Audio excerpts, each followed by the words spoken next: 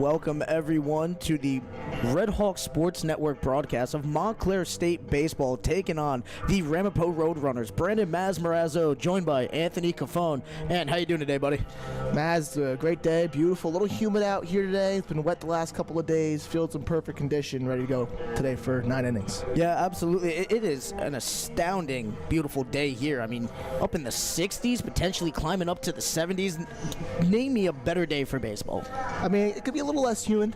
I'm not a fan of humid games, but, you know, that's the catcher in me coming out. Having to squat down in that humidity is not always nice, but yeah, today is a great day for baseball. Right, 11:30 in the morning, game got pushed up a couple hours due to inclement weather, so trying to get this game in. Hey, you know what? Lucky for me, because I wouldn't have been able to be here if it didn't get pushed up, and I am very happy to be here. Of course, the Montclair State Redhawks coming into this one with a record of 14-4 against the Ramapo Roadrunners, 12-7, and Montclair has been red fire. Ramapo have been pretty solid themselves. Talk about these two programs. What are you expecting today? Yeah, Montclair State coming off 2 straight losses.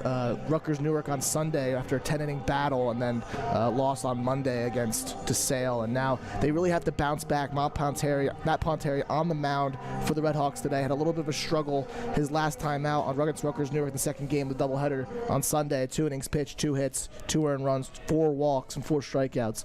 Has to keep runners off the base paths today. Got to pitch in control and really try to get these guys to ground out. Absolutely, and on the mound, starting off for the Redhawks, will be number 26, Matt Pontieri, up in the box. Cuba's having a solid hitting season for sure.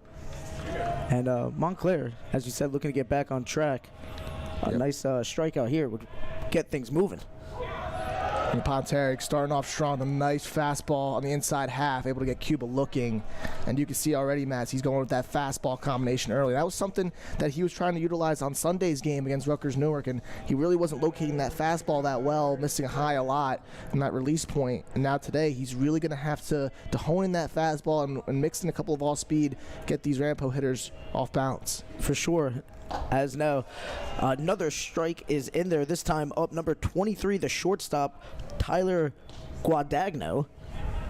Yeah, so far this year, Guadagno not really, you know, blowing away anybody with his hitting stats on the season, hitting 200, hitting around 11 for 55, 14 RBIs though, which is second on the Ramapo team. So even though he's not really, you know, producing at the plate, he comes through when they need him to, and when there's ducks on the pond, as Campbell likes to say, he gets RBIs. Got to bring those ducks home. Absolutely. And yeah, you know, give me a guy who shows up, even if they are struggling for the season, give me a guy that shows up in clutch situations when there are runners on base, you know. There are players that always you seem to come through when there's guys on. That one's hit to left field. Xander Neighbors with an easy out there. Yeah, Neighbors playing a little bit more left field in these last couple of games and really shined in that role. Had a grand slam in their last game against DeSale. And now he's going to be looked to as a meat part of this lineup to really produce. Speaking of hoping to produce, third baseman number 16, Brian Baranach, in the box for the Roadrunners. Roadrunners wearing the classic black and white alternates here. What are you thinking about that, Ant? You know, I'm always a fan of the black jerseys. Montclair was rocking them on Sunday. As that one is popped up, that should be an easy one there for Angelo, who gets the third out there, and Montclair holding Ramapo scoreless as Matt Pontieri strikes out 1 in that inning. Yeah, strong inning from Pontieri. Kept that pitch count low. He was pounding the strike zone with strikes, forcing Ramapo to swing the bat and able to get some easy soft contact outs. And of course, that's I mean, you're really hoping after that last outing that Pontieri had, he can come back and really facilitate well. And he's looked good in that first inning. And now Montclair has their first chance here in the bottom of the first. Yep, I believe they'll be leading off with Ryan McKenna, the center fielder for the Redhawks. And give us some updates on McKenna. How's he been doing this season? I mean, I know it's been quite quality, but you got the numbers right in front of you. Give us the story. We were here in the box the first home game of the season when he hit for the cycle against Lehman, and we were right here. We had a nice front row seat, me and you. I mean, we couldn't get that broadcast up and running, but we were able to watch him up close, and he was, swinging the bat mightily well. And then, looked like a star. Absolutely. And then you talked about his last games against Rutgers Newark. Newark. He was hitting, had a couple of hits in that game and able to drive in a few. So far on the season, he's hitting 382, 21 runs scored, 26 for 68, 20 RBIs.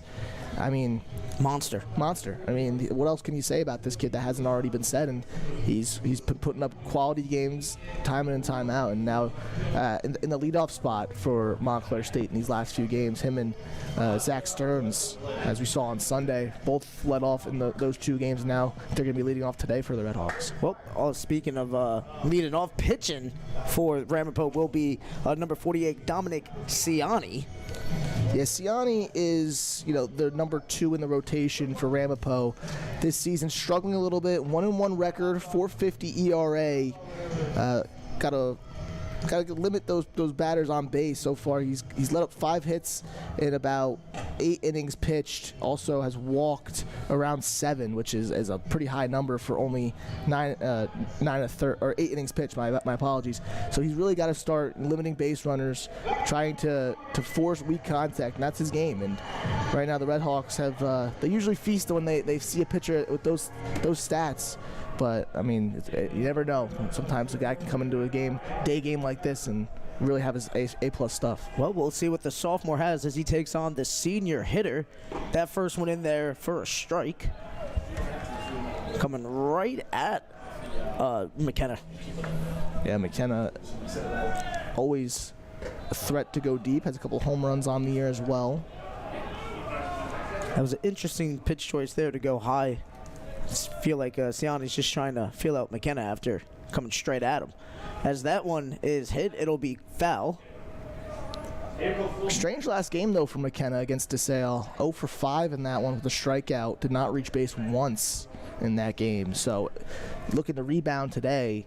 And, always when you play a team like DeSale who's extremely talented and they got good pitching across the board, it's going to be tough to get on base. So looking to have a nice bounce back with a home game today against Ramapo and then an away game tomorrow. Well, Ann, some days you got the whole ham sitting at the Easter table, and other days you got a piece of bacon. Absolutely, and sometimes nothing wrong with the bacon. There's nothing wrong with the bacon every once in a while. You have those moments to really reflect and build upon a nice performance. As McKenna hits that one right back to Ciani. Ciani couldn't hold on to it, but recovers nicely, swings that one over to Egner for out number 1. And good presence there by Ciani on the mound. That's a nice comebacker for McKenna. He's able to knock that down with his glove. And sometimes when that ball's on the ground like that, you got to search for it for a second. There's a little bit of panic when you're a fielder and you have to really find that ball. But Ciani stayed composed, found it, threw over to first. Nice play. And now, speaking of the other leadoff man we were talking about before, Zach Stearns, the freshman out of Ridley, Pennsylvania, steps up in the box. Yeah, so far this season for Stearns, he's batting .306. With 36 at-bats, a little bit limited supply. He started to start these last couple of games without Peter Cosentino in the lineup, and now you have Stearns getting more at-bats. He's really starting to shine, the freshman out of Ridley, PA. Yeah, we'll see what he has here. Ramapo not happy about that last call. That one is hit, and can it stay fair? It will not. Had some nice distance on it, but foul. Yeah, Stearns was showing off a little bit. Had 3 hits in the first game Sunday against Rutgers Newark. And I was very impressed. He had the first 2 hits of the game for the Redhawks in that one. And you see a freshman batting the 2-hole. You don't see that often here at the D3 level, but he's come in and he's been producing right away. As Ciani goes outside and away. Count now 2-2 with 1 out, nobody on base.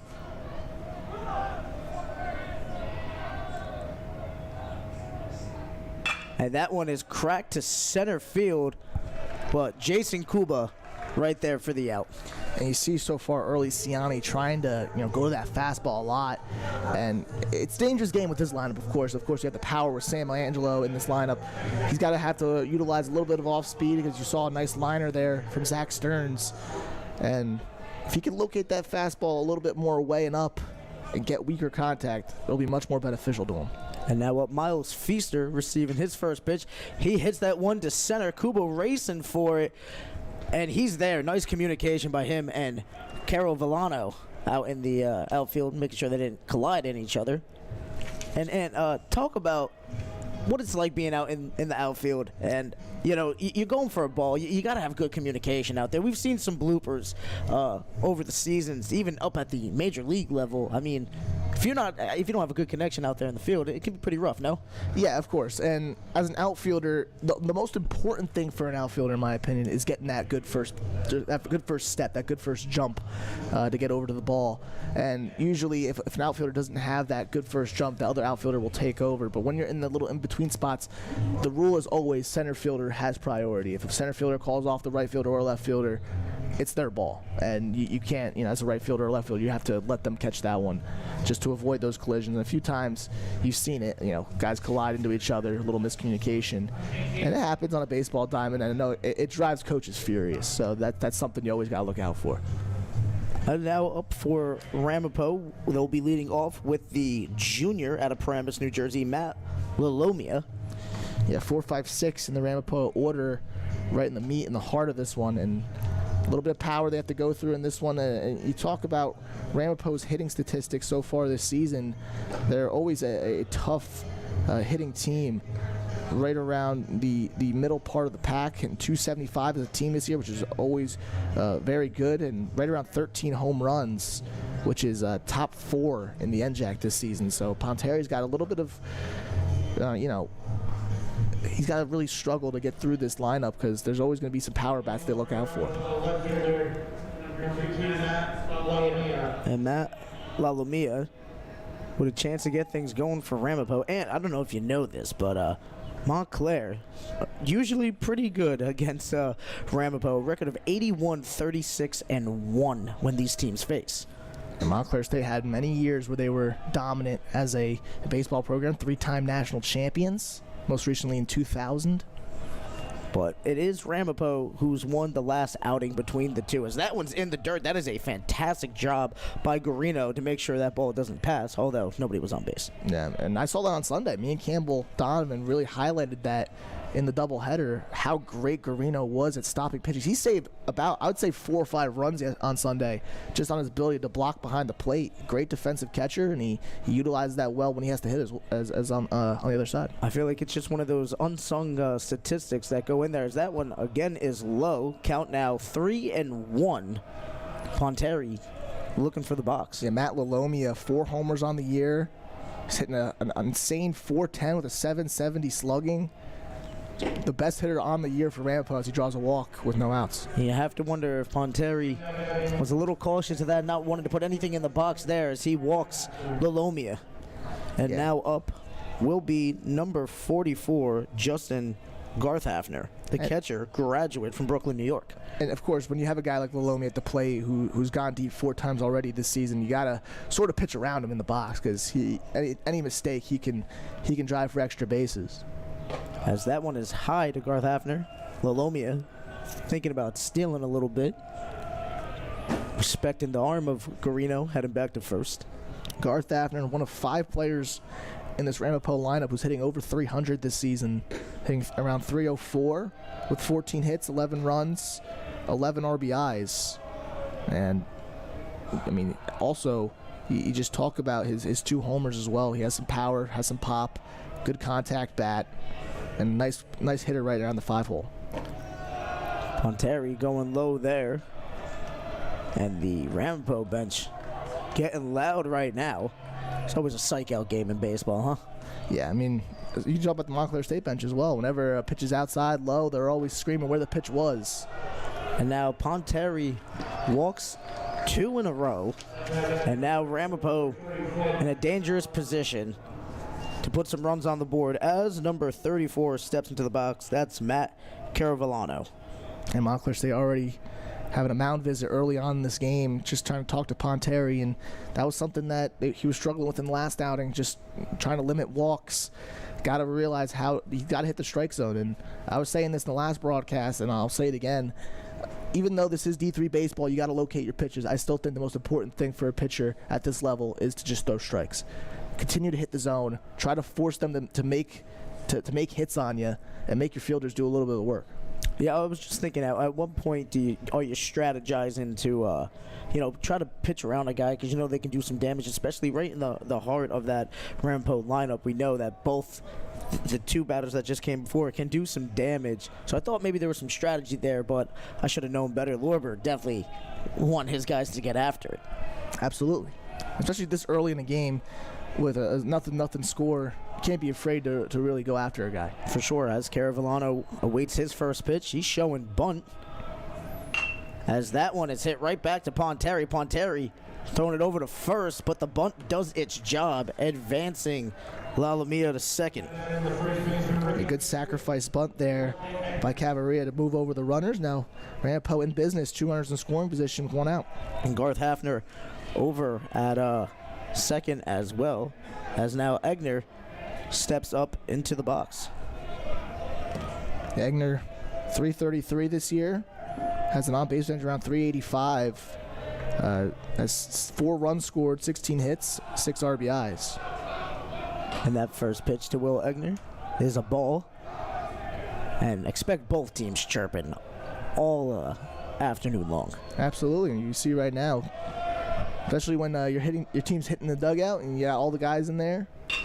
As that one is hit, it'll be Sam Angelo getting it over to Ponteri for the second out. However, Lalamia does come home. Ramapo up 1-0. That's exactly what you want to do in that situation if you're Egner. You have a runner on third, less than 2 outs. Ground ball over to the right side, able to get the run home, and that's winning baseball right there if you're the Roadrunners. Yep, as the DH steps into the box, Christian Alonso. He'll have Garth Hafner on third with 2 outs. Pontari's pitch, swing and a miss, strike 1. Alonso struggling out of the gates this year in 28 at-bats, only has 3 hits for a 107 average. And you see with 2 outs and a runner on third, a big spot here early this season for him to turn it around. And Pontari could use an out here to get that confidence back up, as he's now ahead in the count 0-2. And you see now, after that RBI, 1 less runner to worry about. He's starting to really focus on the mound, throw strikes, and you're seeing already up in this count 0-2. Pontari's third pitch coming. That's high for ball 1. That's a good waste pitch in that situation. You're up 0-2 in the count. Throw a high fastball, see if you can get him to chase. And it does no damage in the count. You're still ahead. So I'm always happy when you throw a high fastball in a 0-2 count. And that one is hit down the third base line. That'll be Malik there for the out, showing off the arm strength. That was a great throw from Malik, able to stab it on the backhand right down the line. That's a tough throw to make for a third baseman, but he's able to stay in there tough and make the play. Yep, well, minimal damage is done. Ramapo is currently up 1-0 as we now head to the bottom of the second. And that was just textbook baseball.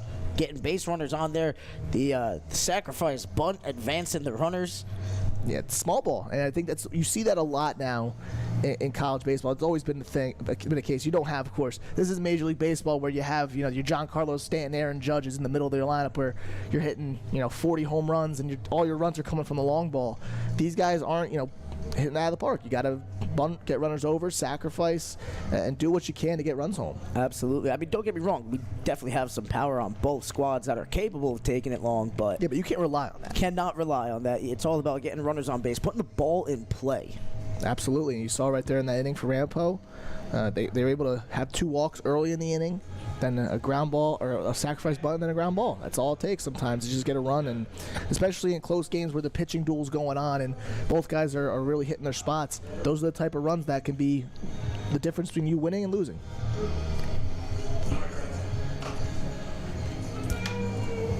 Sometimes that difference between winning and losing, it's so close or so far. It's never really quite in the middle, and it goes to the extremes. There's no gray area. No gray area. And now up to bat, speaking of no gray area, we know it will be Sam Angelo. Not that there was any question if you looked at the lineup before. Angelo hit .403 this year with 5 home runs, 25 RBIs, 27 for 67 in the early goings, and his OPS is over 1,300. Unbelievable. Yeah, that's just ridiculous, as that one is fouled off, and that one is still going. Yeah, and predominantly a pull hitter from the left side, and has a nice favorable righty-lefty matchup. And when he gets that nice inside pitch, he can hit it. As that one's inside and down for ball 1. Count now 1-1. It seems like early you see Garth Hafner for Ramapo set up a little bit inside Angelo. I'm sure they're aware of the power for sure. First baseman. That is a quite an impressive stature for sure. And he doesn't just play first base, played a little bit of left field on Sunday. Can also DH in the lineup as well. Plays a few positions on the Montclair State team. Now the count 3-1. Montclair getting loud. And a swing and a miss from Angelo. That was a great changeup. Took a little bit off of that pitch, and you saw Angelo wave in front of it, and quickly now back in the count. As Angelo, with a good eye, takes first base. First base runner of the day for the Red Hawks here in the leadoff part of the second inning. Nice walk from Angelo, able to draw that count out, able to see a lot of pitches, and that makes Jason Moore's job a lot easier. Yep, as Jason Moore, the senior from Westchester, Pennsylvania, steps up. Angelo on first, and of course, no outs. Ciani still looking for his first strikeout of the afternoon. As that one is cracked to center field, but is high. It looks like Caravellano is there for the catch. And Moore jumping on first pitch there. A little bit off the end of the bat. Didn't have enough of it. You heard the sound off the bat. It wasn't really great. A little weak fly out, but a little quick contact for Jason Moore here. Struggled a little bit on Sunday against Rutgers Newark. Had a couple of times where he had runners in scoring position, couldn't get him home. And trying to bounce back today. As Matt Kaliski steps up for the Red Hawks. That one's in there for a strike. It's a nice pitch there, down. Caught the left corner of the box, right corner of the box, my apologies. And he seems like he's always trying to start out these hitters with a nice fastball low and away. Try to get that outer corner. As that one is high. Count now 1-1. Angelo still on first, 1 out. Kaliski this year batting .349 and only 12 games played, 43 at-bats on the season. Trying to qualify today. And that one just outside. That was close for sure. Kaliski playing today or at DH. As he fouls that one off. Angelo ready to take off. Sonic the head hog there. You saw that? Yeah. Angelo has 1 stolen base attempt on the season. Was able to make it. Not usually a threat to go on the bases, but you know what? Sometimes you have to throw in a hit and run with 1 out. It's all about staying alert. As that next one comes, and that is fouled. Heard the contact there. You see Angelo right now backing up in the box here with 2 strikes, choking up a little bit on the bat. That's the type of hitter that Coach Lorber wants to see. 2-2 now. Great job by Kaliski to stay alive.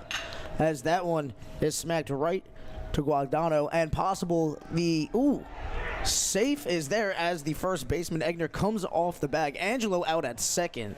Chance for the double play, but just couldn't hang on to it. And you saw right there over at first base, Will Egner almost able to get the tag on Kaliski. I thought maybe for a second it looked like, I don't know if the base umpire had a good angle of it, but said that he came off the bag, and right now Montclair State 2 outs, runner on.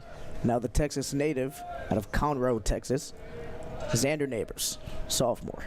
Neighbors last game against DeSale in the 9th inning hit a grand slam. His first career home run. Big moment. Even though it was a 13-1 game at that point in time, just to have that moment in that game has to bring a lot of confidence today. As he smacks that one gets in there for a base hit out to left field.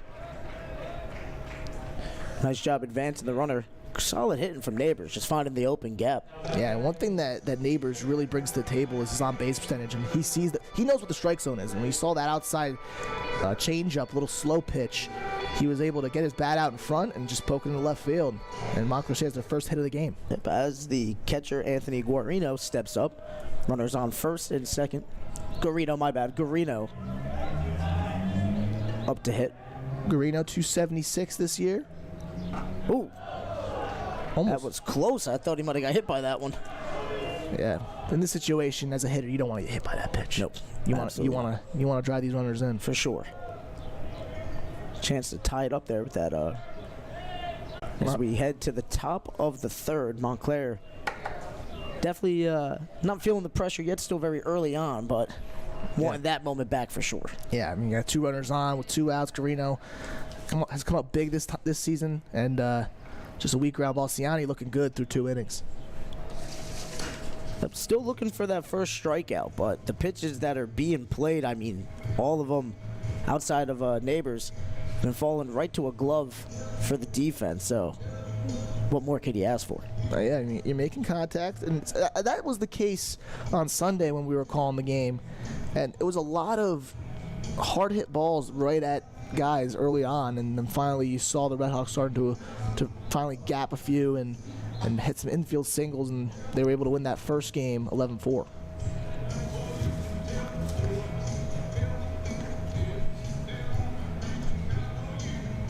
As I believe up for Ramapo will be the junior out of Hackensack, TJ Roman. And 9-1-2 in the lineup for Ramapo coming up in this top of the third. Roman this season hitting .241 with 7 hits and 29 appearances and 29 at bats, 5 runs scored, has 1 RBI. There's only 1 double on the year, so he's usually a guy that can just slap for singles. And that's hoping what Ramapo can get out of him here in the leadoff spot in the top of the third. As we were just waiting the umps okay. Still letting the pitcher warm up. That's Pontari still. This next half inning is crucial for Pontari after 2 walks to start off the inning. In the second, he's got to really zone in after that 1-2-3 in the first and try to get a quick inning. Oh, Pontari already with 1 strikeout here. See if he can go back to back.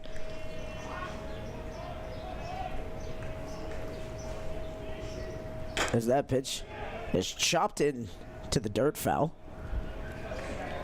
Chance to stay on the line, it looked like. Reese Malik was definitely ready for it. Definitely was, and having Malik over at third, usually a utility guy can really play anywhere, playing center field on Sunday. So now in third base today. And Roman smacks that one right back to Pontari. Great job there from Miles Feaster, making sure that wasn't going anywhere past him. Yeah, Pontari had to look out real quick and was able to get a glove on it, but I don't think that's going to be counted as an error. It was a hard hit ball. Feaster able to play on the backhand, but didn't really have a throw. So quality at bat from TJ Roman in his first appearance today. Yeah, that was definitely some heat coming off that bat. As we head back up to the top of the order, Jason Kuba, senior, Boundbrook. First time up for Kuba, struck out looking in the first, only strikeout of the day for Pontari. As Kuba fouls that one back. Still can't get over the heat that came back at Pontari. One thing I could really say about Kuba's swing when I'm just looking at it, he's got great hands. Able to get the hands quickly through the zone. It's definitely a plus when you're talking about a singles hitter. Oh, almost got Roman leaning on that throw over. Yeah, Pontari throwing some heat over to Angelo, trying to get an out. But nice reflexes from Roman to get back on base. As Roman goes, here comes the throw. And he is safe, sliding in there just a little ahead of Garino. And good job there by TJ Roman. First stolen base on the season. And he was off right there. Good jump. And Garino has a strong arm, was able to throw it all the way down to the second. Jason Moore got a good tag, but able to get under it. As Cuba still in the box with a count of 1-1. And now Roman on second after the steal. That one outside. Ramapo this season, that's their 28th stolen base on the year in 29 attempts. Almost 98% when they go. Hey, they're choosing their right moments, you know. Impressive. Extraordinary. As that one is hit into the dirt again, that is foul. It looked like it hit Kubo in the box. Reset 2-2.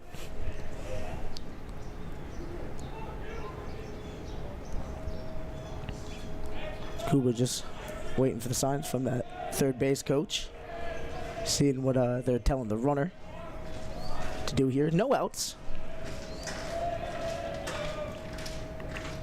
And that one is going to be a dropped pitch, and I think Garino is saying that Cuba. It hit Cuba when he was running, so I think that should be an out. It should be an out, and now the runner has to go back to second, and the runner at first is out, so it's a dead ball on the strikeout. That's just unfortunate. Yeah, it happens. Cuba's second strikeout of the game for Ponteri. As Tyler Guadagno will be up to bat. So the rule is on a swinging drop third strike, ball hits the batter on the way to first. It's a dead ball out. Runners who were on base have to go back. For anybody watching doesn't understand the rule. Oh, thank you, Ant, for the breakdown explanation. You know, sometimes the plays like that in baseball happen where you got to give a little explanation. Give a little inside. explanation, you know. A little cheap shot at the fans for those of you that don't know. Listen, I'm going to be honest. I'm not attacking intelligence. Anthony, I thought you were attacking my intelligence. I wasn't sure what happened there. I was positive it was an out, but I wasn't sure what the ruling was going to be. Thank you for the clarification.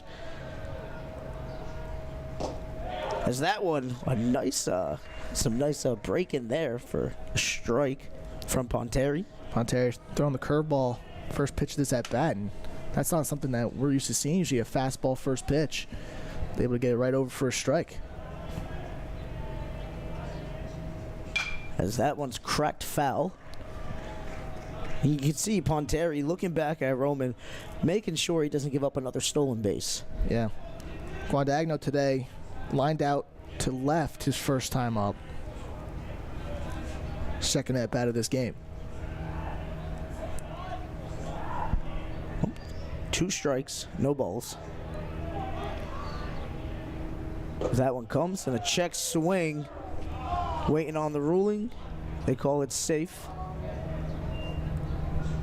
Yeah, I don't think he went around there. It was a good pitch, though, from Ponteri. A little change at the bottom of the zone. And Guadagno had to hold up real quick because he knew it was low. But I think it was a nice call there.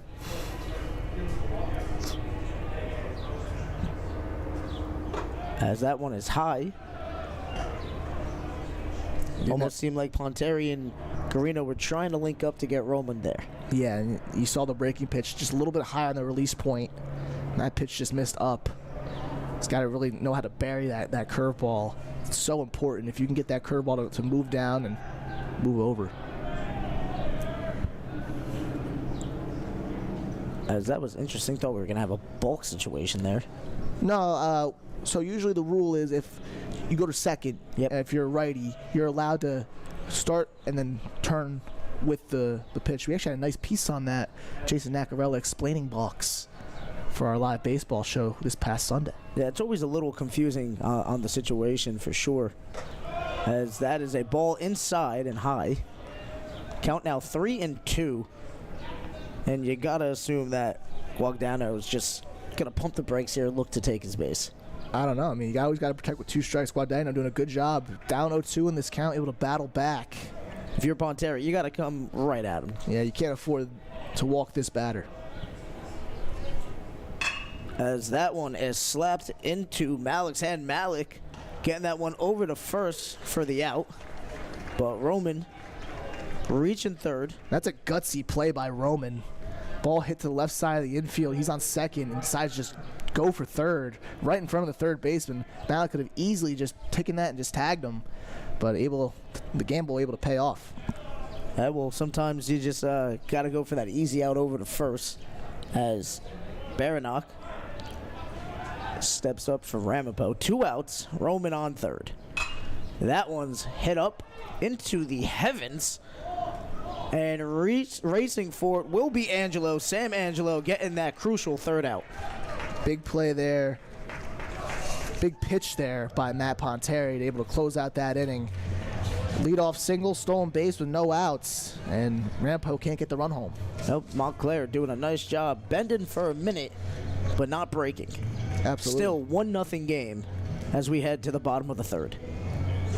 Yeah, you've seen both pitchers early on in this game get into a little bit of jams, but they're able to work their way out of it. mean, Ponteri able to give up that 1 run in the second inning, but after that, he's been nothing but short of dominant. Only giving up 1 base runner since then. And let's talk about the music choices here at the baseball stadium. Shout out Pat Duffy, just giving a mix of everything. Yeah, I mean, we listened to Billy Joel before. I'm a huge Billy Joel guy. Yeah. And sometimes he'll throw on a little country.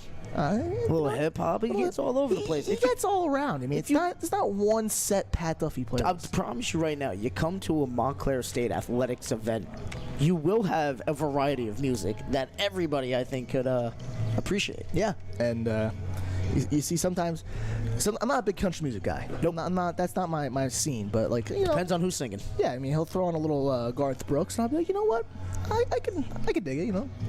That's not my flavor of country, but sure. So it'll be 9-1-2 for the Red Hawks here in the bottom of the third. Malik, McKenna, and Stearns. Yep, Reese Malik, the junior out of Ashton, Pennsylvania. So far in the season, Malik hitting 255 and 55 at-bats. 14 hits, 18 runs, 11 RBIs, no homers. As Siani's pitch comes down for strike 1. Malik a great contact hitter. He does a good job of getting on base. 8 walks also on the year, and when he gets on base, also 8 for 8 when he steals. Yep, just a little behind that pitch as he hits it foul. Count now 0-2. You know Malik's going to be doing a good job of battling here. Good eye. So that one is way high for ball 1. Yeah, waste pitch there from Siani. Trying to go high fastball, trying to get Malik to swing and miss.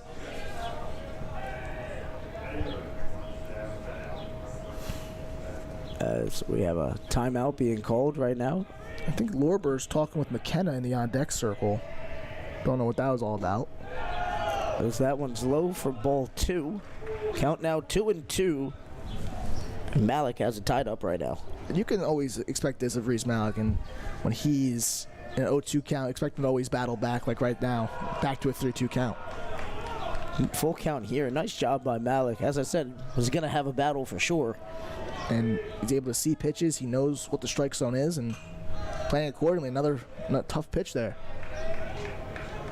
Coming up on pitch number 7 at this at-bat.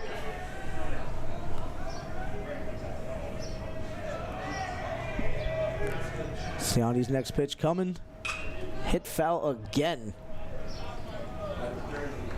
That's big. Reese Malik able to foul pitches off in a 3-2 count. Able to elevate Siani's pitch count a little bit. That's what you need. You got to wear down the pitcher as he takes his base. Solid job by Reese Malik. And if you're Dominic Siani in this situation, that's devastating. Had an 0-2 count on the leadoff batter, and he's able to fight back and work a walk, get your pitch count back up, and you give up a base runner.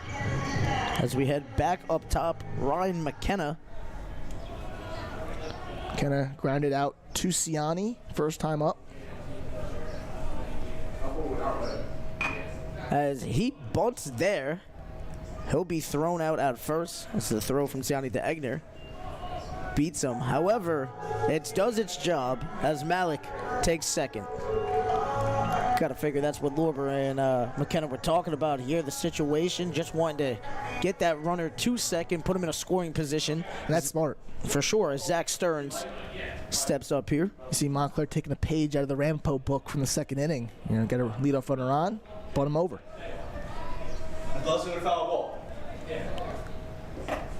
As that one's in there up top. That's a tough pitch to really do anything with if you're Jason Moore. It's just good location from Siani. It's good. It's a strike, but if you make contact with that pitch, it's really not gonna. You're not gonna do anything with it. Yeah, we'll see what Zach Stearns can do here. Sorry, it was Zach Stern. Yep. My apologies. Count now 1-1, 1 out, and Malik on second.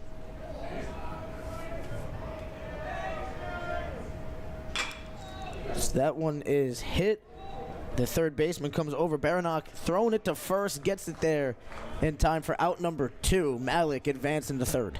And And once again, you see the good base running from Malik. Again, another ball hits to the left side of the infield, and a runner just goes on contact. Good contact play, able to get to the base. And now Montclair State has a big opportunity here with Miles Feaster. Top batting average on this Montclair State team with a chance to drive in a run.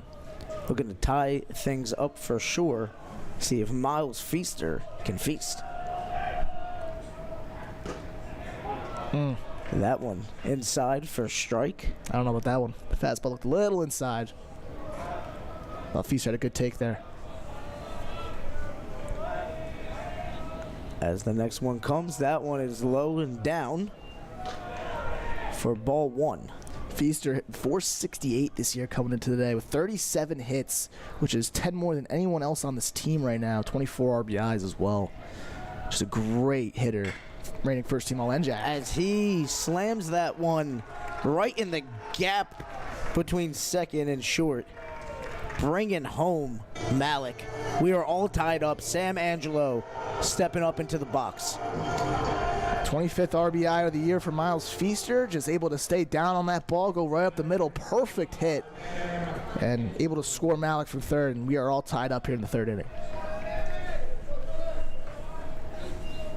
Siani's pitch coming in there for a strike. Angelo walked his last time up. Yeah, caught trying to go to second on a fielder's choice. As Siani making sure Feaster has got nowhere to go. Count still 0-1, 2 outs. Feaster on first. Feaster always a threat to go at first base. 10 stolen bases on the year and 10 attempts. Perfect 10 for 10. And whenever he gets on, he's going to dance over, got to get the pitcher to throw over. And again, making him think about it. Yeah, Rutgers Newark, during the game on Sunday, they were thrown over a lot. They were trying to get the Montclair State runners to pick off a lot. And it was to the point where I was just like, you serious? You're going to keep throwing over? Then, you know, in the MLB, these new rules, you only have The one. new fantastic rules. Yeah, the new only two, was it 2 throwovers a batter? Yep. And it really speeds the game up a little bit. Love that pitch clock, too. As Feaster is going, and he is caught sliding. And first caught stealing of the year for Miles Feaster. It was a good throw behind the plate by Garth Evner. I don't think Feaster got a good enough jump over at first, and Montclair State caught stealing down the inning. Not the worst case scenario for sure, as they tied things all up as we now head to the top of the fifth, 1-1 apiece. And once again, textbook baseball has been the story of the afternoon. Yeah, small ball has been the story of the day so far. Both teams getting their runs off of sacrifice bunts, able to move runners over, and then a single by Miles Feaster RBI and a RBI ground out by Will Egner, being the only run of the game for Ramapo. And if you're both teams here, at what point are you looking for bigger hits, or are you just constantly rocking with the small ball if you're a coach? It depends on the pitcher. If the pitcher has elite control, elite command, you go to the small ball and you try to, whenever you get a runner on, you move over. But I think it's still early in this game, and you're still looking to try to go for extra base hits and trying to go for that big inning. I don't think you really always try to go for the small ball in a game like this.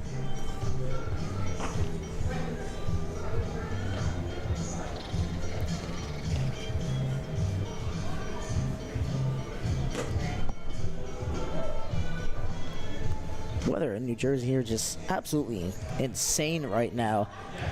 As it started off in the 40s this morning as I was making my way down to Montclair here, and now beautiful afternoon. As you said, a little humid out, but completely fine.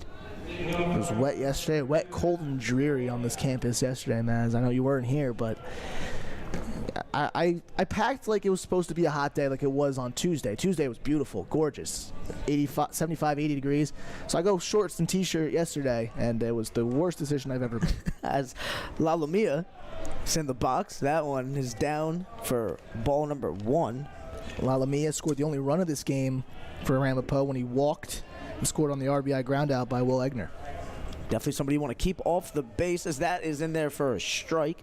Count now 1-1. I think I mentioned the last time up, Lalumia has leading the Ramapo Roadrunners in RBIs by with 47, 13 more than anyone else on this team. Also hitting at 1308 OPS, and I mean, he is just, this is the star. This is the guy you want to get out, and quickly up 1-2 is Ponteri. As a swing and a miss, that one is dropped.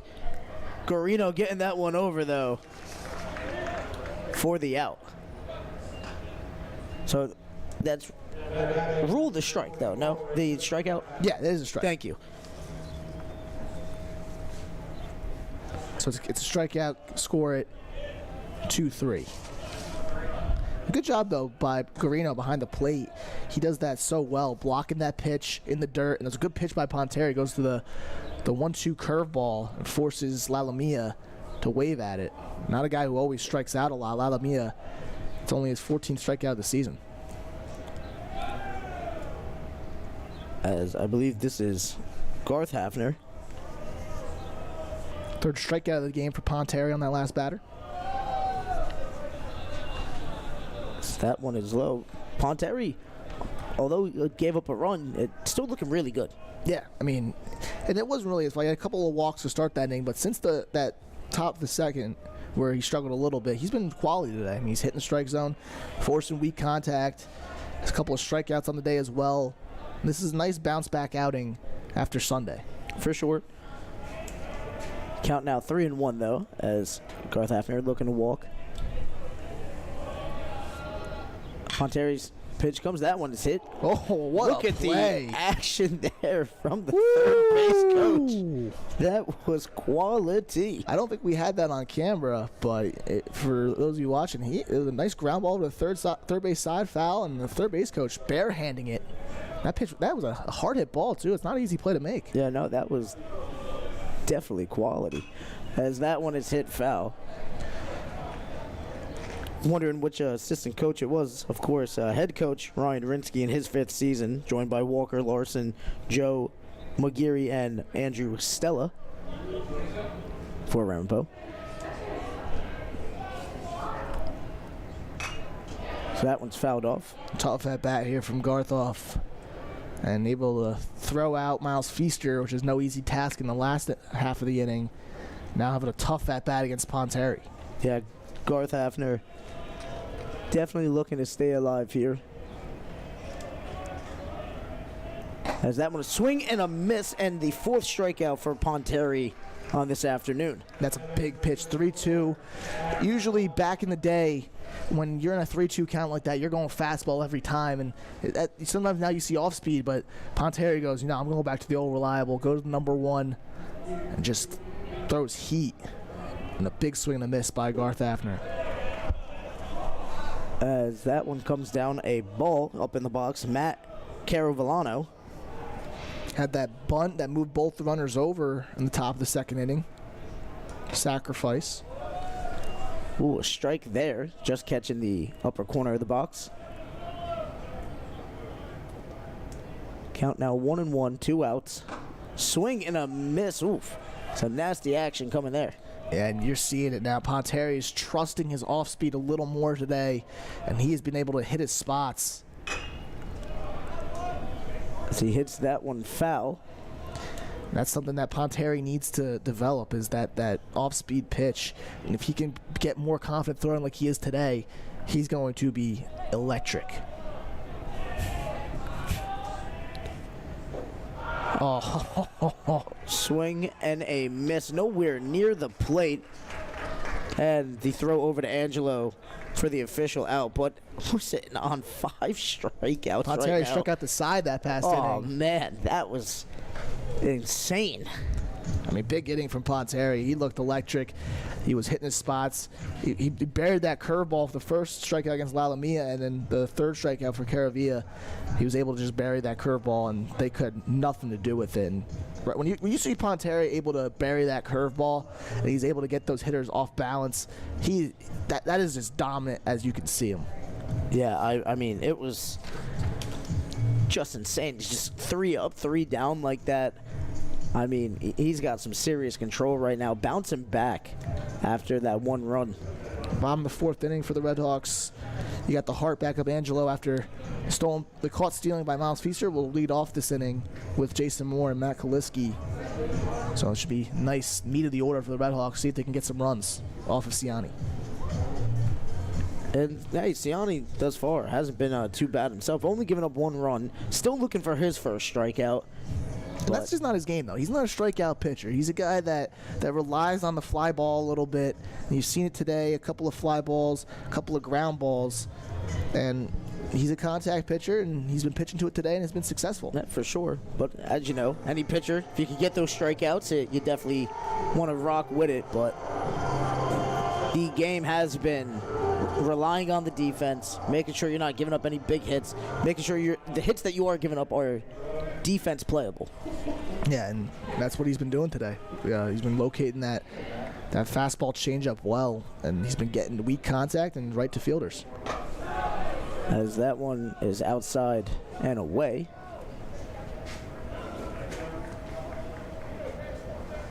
Angelo looking like he's looking for a big hit.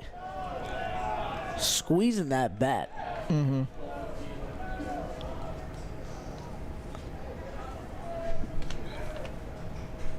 And Ciani still unable to find the box.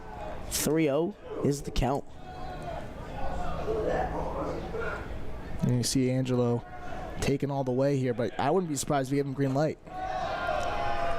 As that is In Patterson Pioneers, this is a season where they really got a nice core. I mean, you can talk about Matt Lalamia, Brian Baranach, Will Egner. This is a team that could definitely do damage come conference tournament time. And I think maybe this Montclair State team. There's Montclair State team coming off a 30-win season. Both these teams are probably top 3, top 4 in the NJAC this season. So this is a really good matchup, and they're playing well. And what's the key to that? Depth in the lineup. Yeah, and you're seeing it. Especially Montclair State's missing probably their best hitter today with Peter Cosentino not in the lineup. And when he's in the lineup, that just adds another element to this team. And big power. That big power bat can walk, hits for singles. Big RBI guy. Does it all. Does it all. It's Jason Moore looking for more action. That one's in there for a strike.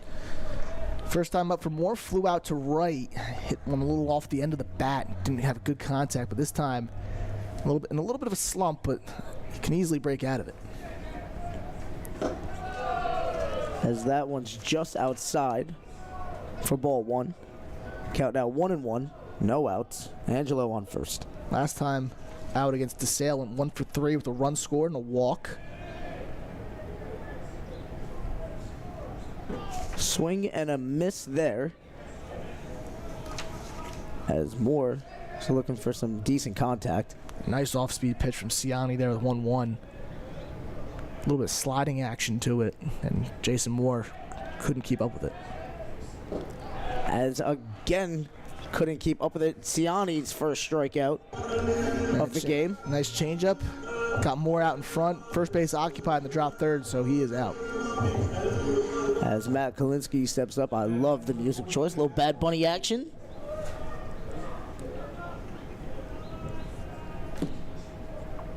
Kalinsky hitting that one foul. Kalinsky reached on a 6-4 fielder's choice and got stranded on second. So, trying to continue to reach base.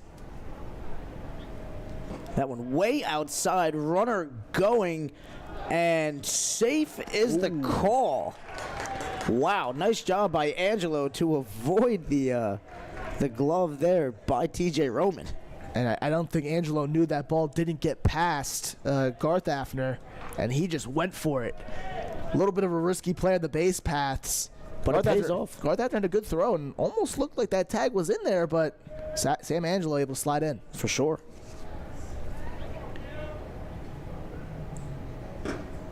So that one's tied to Kaliski. Count now 2-1. It's one of the second stolen base on the year for Sam Angelo. Just took off. It was just wide enough too. That was a crazy throw by Garth Hafner. Yeah, he's got a cannon behind the plate. You saw him already throw out Miles Feaster on the base path. It's the first time anyone's done that this season. Yep. Another ball, 3-1 to count.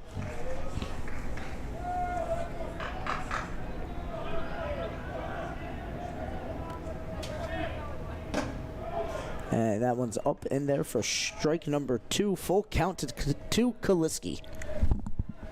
First, that was a great pitch on 3-1. Hit that outside fastball, waist high. Kaliski taking all the way, able to get back in this count.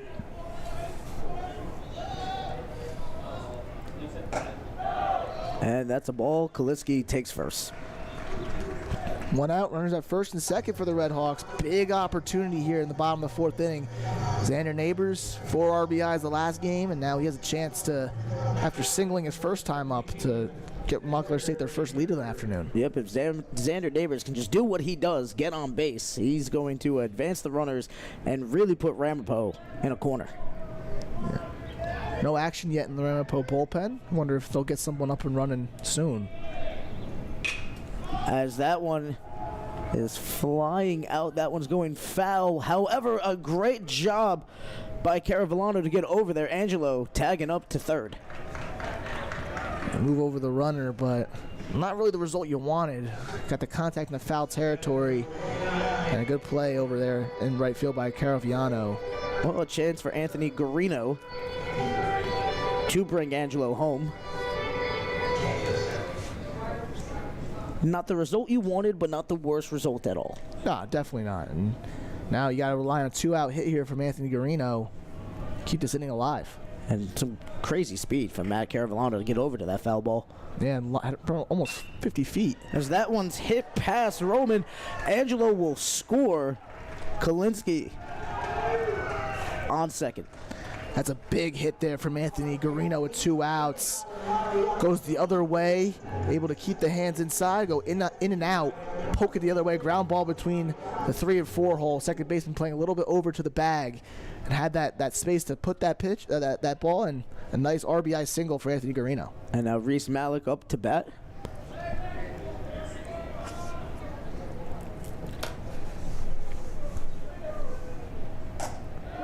That's a ball. Interesting situation here for Montclair. Definitely an energy boost as they take the lead in this one for the first time. That was a good swing by Anthony Guarino, and that's something that the Red Hawks always like to do, is go the other way. As you have a meeting out on the mound for Ciani. Yeah, you saw Garth Hafner actually calling that one. Definitely wanting to have a little chat there, seeing something that he doesn't like. And 2 walks in this inning, a single, an RBI. Wheels coming off a little bit. Still, he's avoiding the big inning, which is crucial against this Montclair State lineup. So I think this meeting's good after 2 straight balls, after the RBI single, just to calm him down. And as a catcher, you always know when your pitcher needs that meeting, that time to just get back into his own head and just need the infield to come in and talk to him a little bit. And just take a breather, honestly. It's such a psychological game, especially when you just give up the lead. Although it's only a one-run game, definitely don't want the yips taking place. Yeah, I mean, I don't think the yips are going to be taking place here. It's just you lose a little bit of control. Yep. Just got to get refocused, wired back in. It's like fishing. You just got to reel her back in. Yeah. Big trout on the other end. As that one's in there for a strike, and clearly the pep talk doing its job.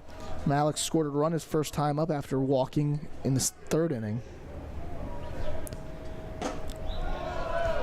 Now some heat coming from Ciani, although that's ball 3. You can see a little bit of jawing from the Ramapo dugout. Home plate umpire just talking back to him, saying a little outside. That one way outside in there. Reese Malik takes first. Bases are loaded now, and Ryan McKenna stepping up for his 3rd at-bat. The bases are loaded, and Ryan McKenna grounded out to the pitcher both times up today.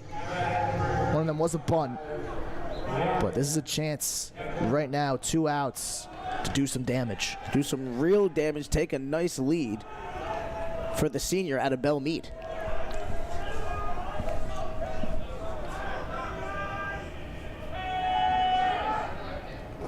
Ooh, definitely McKenna trying to make something happen there. Swing and a miss.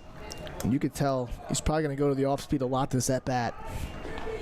Trying to force a weak grounder, try to get a final out of the inning. And that's in there for strike number 2. McKenna didn't like that one. Little bit on the outside corner with the fastball. Maybe a little bit outside.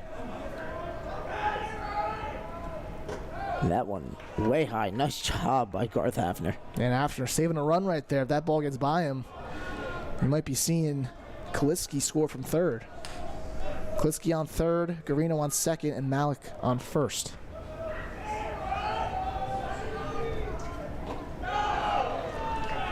Ramapo not loving that call at all. This counts now 2-2. McKenna with a chance to battle back in. Yeah, 2 strikes. Dangerous take there, right at the bottom of the zone. Little low. Swing and a miss, and the second strikeout for Ciani in the most dangerous situation we've seen all afternoon. Yeah, tough spot there for McKenna. Got 3 runners on, bases loaded. But probably a spot to do damage. And another opportunity going to pass here in the bottom of the 4th. And hey, listen, I'm no all-star baseball player. I thought McKenna came up a little eager there, especially with Ciani having a hard time finding the box with the 2 previous batters. Probably should have, personally, probably would have thought to put the red light on and make him find that strike zone first. Absolutely. As a hitter, when you see a guy sort of losing control after an RBI, just gotta calm it down. Don't try to be too aggressive at the plate. But sometimes when you're in that position and bases loaded 2 outs, you want to be the guy who could just drive them all in and put a ball in the gap. But sometimes right there, it's good pitching though from Ciani to get him. Some good pitching, some good music here. A little Darius Rucker action. I'm loving the song selection here. However, I definitely think you got to make that pitcher find that box. I mean, would have been a free run if he's struggling, you know? Yep, absolutely. But good job there by Ciani to really dial in and throw a nice curveball to get McKenna. And now it's back here at the top of the 5th for Ponteri after his 5th inning of work. And he's got the bottom of the order for Ramapo, so you can get a nice quick inning here, and maybe you can get him out in there for the 6th.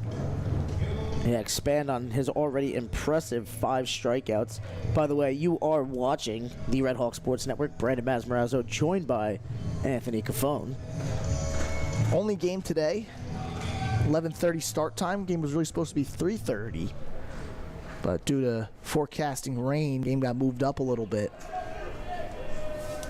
But I don't even know if we're gonna get rain today. It's pretty gorgeous out here today, man. It is fantastic out here for sure. As number 36, Will Egner, the first baseman, junior out of Livingston, steps up to bat. Egner has the only RBI of the day for the Roadrunners when he grounded out to first base, which scored Lolomia from third.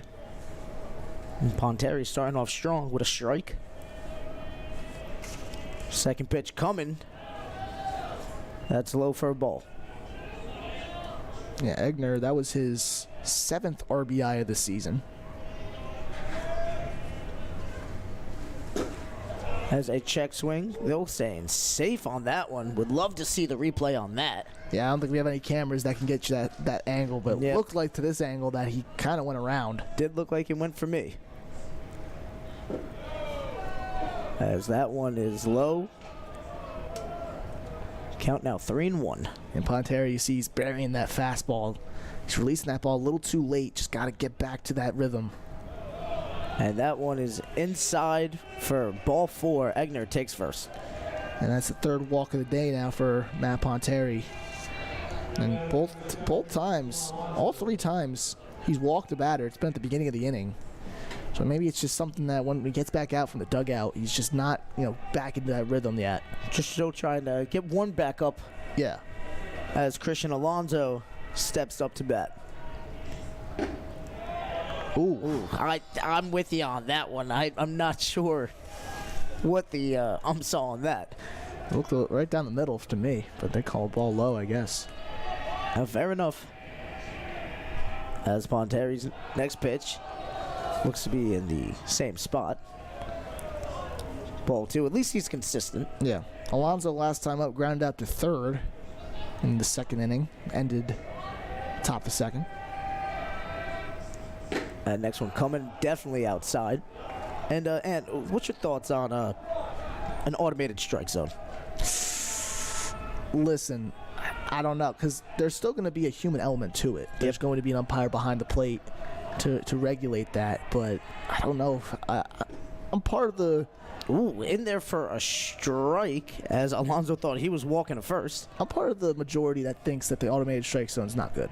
I'd rather the human element of the game still be there, because at least... I know it's annoying for hitters to get punched out on a pitch that's a little outside as we have a little bit of timeout here. Well, everybody's definitely going to have a different strike zone for each batter, right? It's all based on the human eye, and that leaves room for error. And I think any time where you could take error out of the game, I'm here for it. I think, but we're seeing too much in this world. There's so much automation. Baseball is becoming more automated. As that one is hit to left field, neighbors racing for it. Ramapo now running the bases. And a nice double coming there for the Roadrunners. And Alonso right there in the box from the right side, pulling that inside pitch to left field down the line. That's a tough play for neighbors in the corner. Almost slipped on the dirt. It's a little slippery out there with a little bit of wetness from yesterday, so able to get to his feet, but a double for Alonso. Second and third, nobody out for Ramapo. And TJ Roman up to bat. It's a nice job by Christian Alonso. Some power on that, too, looking like Pete Alonso. Yeah. Spelt the same way. Is there another way to spell Alonso? Oh, maybe the Z. As that one is hit to first. Getting it out, however, not good enough as Egner comes home. I'm surprised the Redhawks didn't have the infield in a one-run game. Moore playing back towards the grass, allowing that run to score from third, and now runner on third, one out for Ramapo.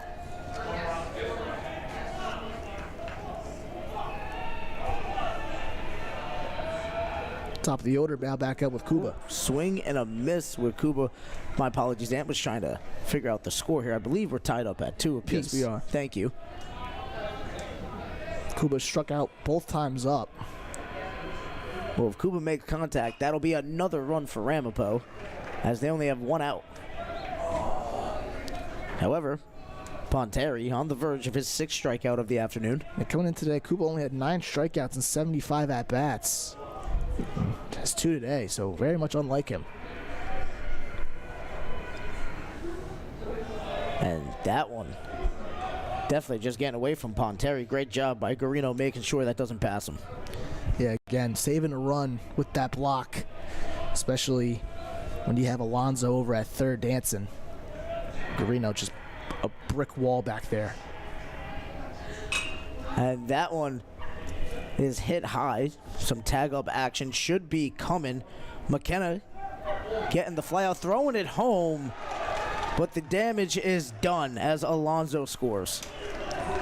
Yeah, and I think that was a tough throw for McKenna to make. He's moving to his left, and he's really got to like change directions and then throw. He's got a big arm. We saw it back on Sunday when he was able to hold a runner at third in a 9th inning game against Rutgers Newark in a doubleheader. He's got a good arm, but that's a tough play to make. But a nice tag up there from Alonso, and now Ramapo has the lead. Yep, and Tyler Guadagno up in the box. Guadagno swing and a miss. And now you got no runners on for Matt Ponteri. You don't have to worry about those runners anymore. Just try to pitch to the batter and get Guadagno out. For sure. And Guadagno hitting that one right to Jason Moore. Moore throwing it over to Angelo for the 3rd out. 2 runs in that inning for Ramapo, though, getting the lead right back. And now it's time for the Redhawks to really have that big inning. We've been searching for it, and they haven't really been able. Only 1 inning over 1 run in the past 3 games. So they got to look for that big inning. They haven't really been getting it as of late. So it just all starts with getting some runners on early and then able to get some big hits when you need to. Yeah, listen, you definitely got to start picking your moments for here. You got to get a little amped up. You got to get out there. And with a little cult of personality playing down here, I mean, I don't know about you, but that song gets me hyped. Absolutely. I mean, I heard it when I worked over the summer at a grocery store. They played Cold Personality, I think, like 3 times a day. So, Yep. even though it's a great song, I'm kind of sick of it. Oh man, CM Punk's entrance music. Absolutely. Oh yeah, I remember. Yeah, wrestling guy, CM Punk. But we still have a lot of baseball left here, and these teams just battling back and forth. You see Ramapo take the first lead, and then I believe that was in the top of the second. Montclair coming back, tying things up in the bottom of the third, taking the lead in the bottom of the fourth, and then Ramapo not only tying things up, but retaking the lead in the top of the fifth. Yeah. It's been all over the place. Some great action. Couple of lead changes. All over the place. Zach Stearns up to bat. Stearns 0 for 2 today with a line out and a ground out. And Siani throwing some heat down the center. Strike one. Putting some mustard on it. Yeah, we need to see. I want to see a little bit of Zach Stearns just try to go the other way with it. He's got a great swing that goes in and out. If he can get that pitch on the outer half of the plate, see if he can just try to loft one over the second baseman's head. And it's definitely over the second baseman's head, but it's right into the glove of Jason Kuba. That's the right idea, though. That's the right idea. I mean, I kind of Nostradamus that one a little bit, but able to nice line drive right to center field. And I mean, even with that out, you can't be upset if you're Zach Stearns. You made good contact. That was definitely some prediction there, a little crystal ball action. But if that's how the prediction's going to play out, please never tell me my fortune. As Miles Feaster steps up. Feaster 1 for 2 today with an RBI. Drove in Malik in the third, and then got caught stealing to end the inning.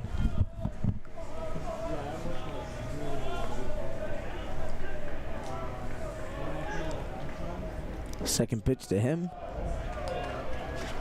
Ball number 2. Senior out of Lenoka Harbor, New Jersey. And I have to be honest with you, I have no clue where that is. Yeah. Even though you live in New Jersey, there's still some towns where you're just like, I never heard of that town. Yep, for sure. Big place, big area. Got the most densely populated state in the entire country. Yeah. Count out 2-1. That's out there for ball 3. Feaster in a good position to get on first. Rain D3, baseball.com, second team all region. He's just electric as he smacks that one to Guadagno. No. I think might have hurt himself there. Something might have tweaked. That's not good. That's not good at all.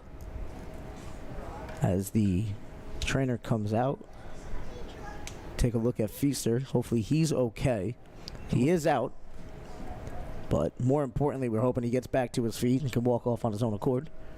Looks like he swung and slipped running out of the box. A little bit, like I said earlier, it's a little wet from yesterday. Kind of slipped and might have tweaked something. So back in, at least he's walking off. He's up and walking off, so he's okay. Looks to be in good spirits. Sam Angelo back up to bat. Angelo doing some damage in this one with a stolen base. Walked twice today, so still hasn't recorded in that bat yet. But he's doing his job everywhere else. Yep. Also scored a run in the last inning. And the RBI single from Anthony Garino. It looks like Siani's just really wanting to give him nothing. I think you gotta read your scouting reports if you're Ramapo. You know Sam Angelo tied for first in the NJAC in home runs. He's got a big time bat. He knows how to hit. He's got just, a tough demeanor about him, and you kind of have to pitch around him in the situation. Siani's third pitch comes. That one is smacked. It gets past Will Egner, and Angelo's in there for a single. Once again, he's a great pull hitter. Off speed, right in the middle. And he's able to just hit a laser right past Egner at first. Egner had some good reaction time on it, just couldn't get over. And yeah, it's a tough play because you're moving towards your glove side, and you gotta get a glove on that and knock it down at least. And it was such a rope, but nice hit from Sam Angelo. As a pitch to Jason Moore is outside for ball 1. Moore 0 for 2 with a fly out and a strikeout.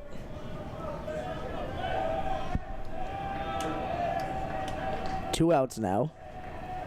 Angelo on first. That one cracked foul. You gotta hope Jason Moore can try to get one in the gap, try to score Angelo all the way from first. Oh, Angelo's showing off he has the speed for it. He's got that power too, Jason Moore. 2 home runs on the year as well. As a pass ball, Angelo taking second. I don't know if they're going to score that a pass ball or a wild pitch. I don't think Garth Afner got a glove on that one. Yeah, definitely should be a wild pitch. My apologies.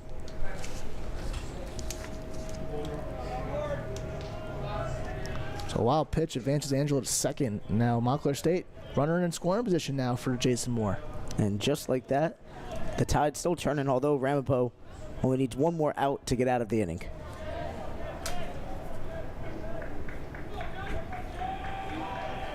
See Angelo just itching to go.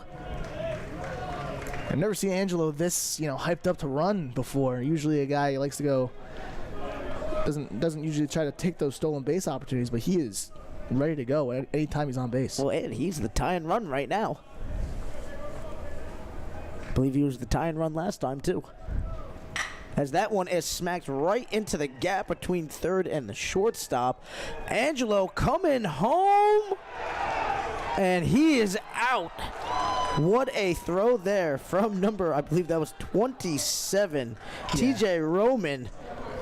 And that was Matt Lalomia out in left field making that throw. Yep. Just a rope, and I don't know if I would send him in that situation. Yeah, I don't know. Shallow single, 2 outs, runner on second. I know you're trying to get that run back, but that's just a tough send, and just taking that gamble and a nice throw from Lalomia right on the money to get him for the final out. Yep, sometimes you roll the dice and you're looking at a nice fat stack of cash, and other times you crap out.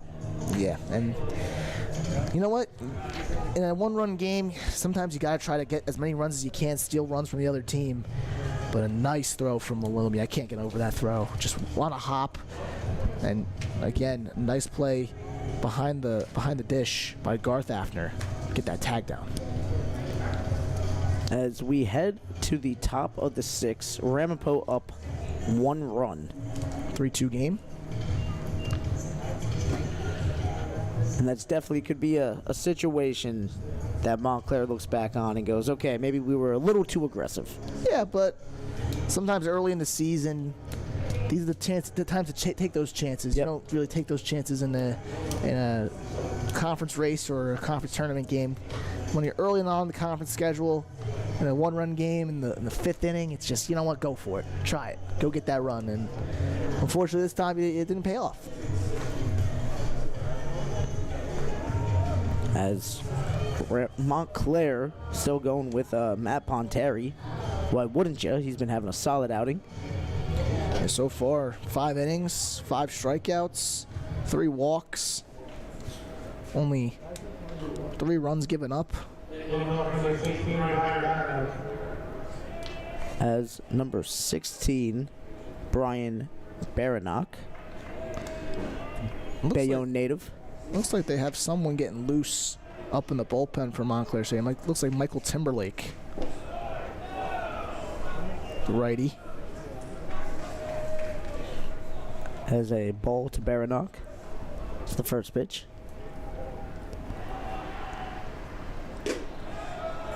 That one outside for ball 2. And I think Lorber's going to have Ponteri on a short leash here in the 6th inning. I think if he gives up a walk, they're going to probably go to Timberlake early. Definitely could potentially seeing Timberlake coming soon.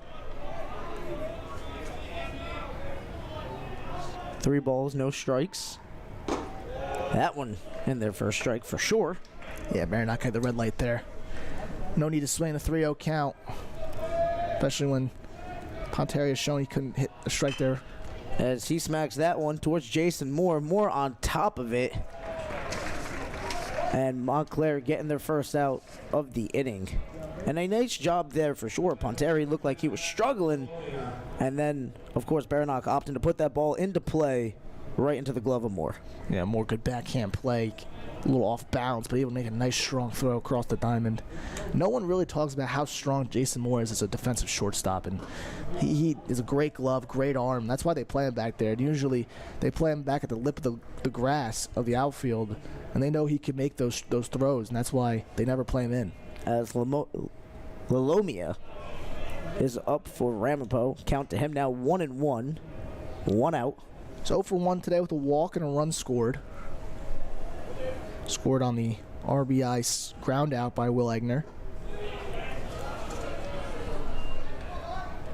Now the count 2-1. And Lalomia hasn't been on with a lot of base runners. As he hits that one, looks like to center field, but Xander Neighbors coming over for the catch. Almost a collision out there in left center field between Neighbors and McKenna. Neighbors able to get over there and make the play. Good concentration from Neighbors. You see McKenna coming over, you're like, oh my goodness, I'm going to get hit. But then able to get the glove up and just make the catch. Good focus there by Neighbors in left field. And speaking of making good catches, Justin Garthhafner stepping up into the box. As he sends that one out towards Neighbors. Neighbors looks to be right under it, and Montclair 3 up, 3 down. A nice easy inning for Matt Ponteri, 1-2-3, and I think that might be it for him here in the 6th inning. As you see Timberlake still getting up and loose. Good outing, 6 innings, 5 strikeouts, 3 walks. Only gave up 3 runs. Only gave up 3 runs, and I think that's all you really expected from Matt Ponteri. It's a quality start.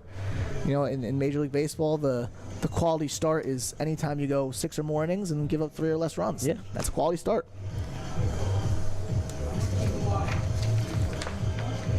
Absolutely, as will still be Dominic Ciani on the mound for Ramapo. Yeah, he'll be facing 6, 7, 8 in the Red Hawk order. Kaliski, Neighbors, and Garino. Not that that really means much because there's quality hitting up and down this Montclair State lineup for sure. Yep, and as it was this section of hitters that got things going last time. And yeah, this RBI single from Garino back in the 4th. Kaliski walked in the 4th, and Malik also walked. I mean, you got the bottom of the order has really been doing a lot of the heavy lifting this one outside of the RBI single from Miles Feaster. And, you know, that's what quality teams bring. This is the signs of a team that could potentially bring home the conference championship. And it's been a while. 2000 was the last time they did it. 2001, I should say. And it's been a long drought, but this team has always, you know, played well. 31 wins last season, and I mean, you lost Joe Norton over there at first base. That's the first base coach this year, but you still have a lot of young incoming talent ready to go. As that one's inside for ball 1 to Kaliski. Kaliski so far today, 0 for 1, the walk. And a strike there. Count now 1-1. So we hear the bottom of the 6th.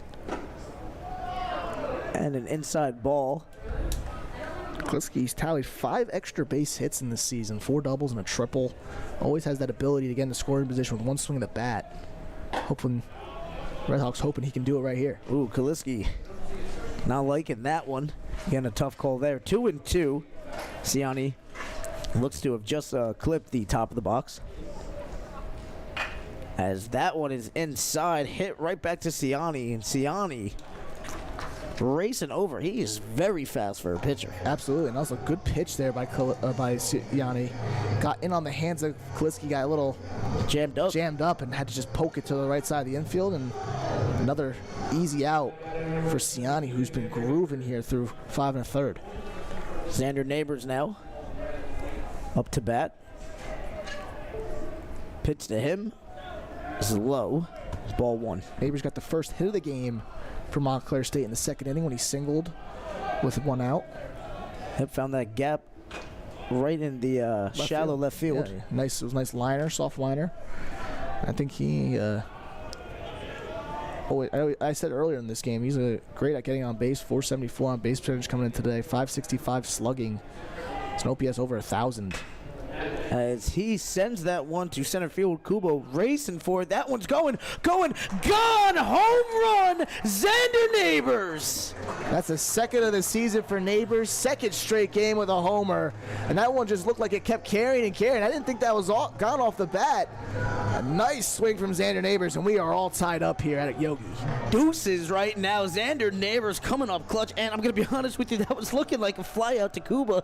But apparently I didn't have a good angle on it because that one just kept on going and going.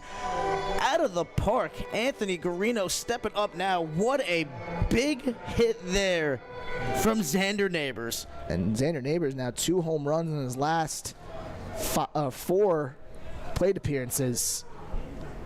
Maybe turn into that next power hitter for Montclair State. You never know, as that one's in there for a strike to Guarino. I mean, Xander Neighbors only a sophomore here, and he's making his presence known this season. Yeah, now getting more starts over there in left field. As that one's going, and that'll be foul. That one definitely had the power on it, just couldn't stay in the park. He's getting more starts over there in left field, Xander Neighbors, and he is running with that opportunity. And he has power. He's got contact. He's got on-base ability.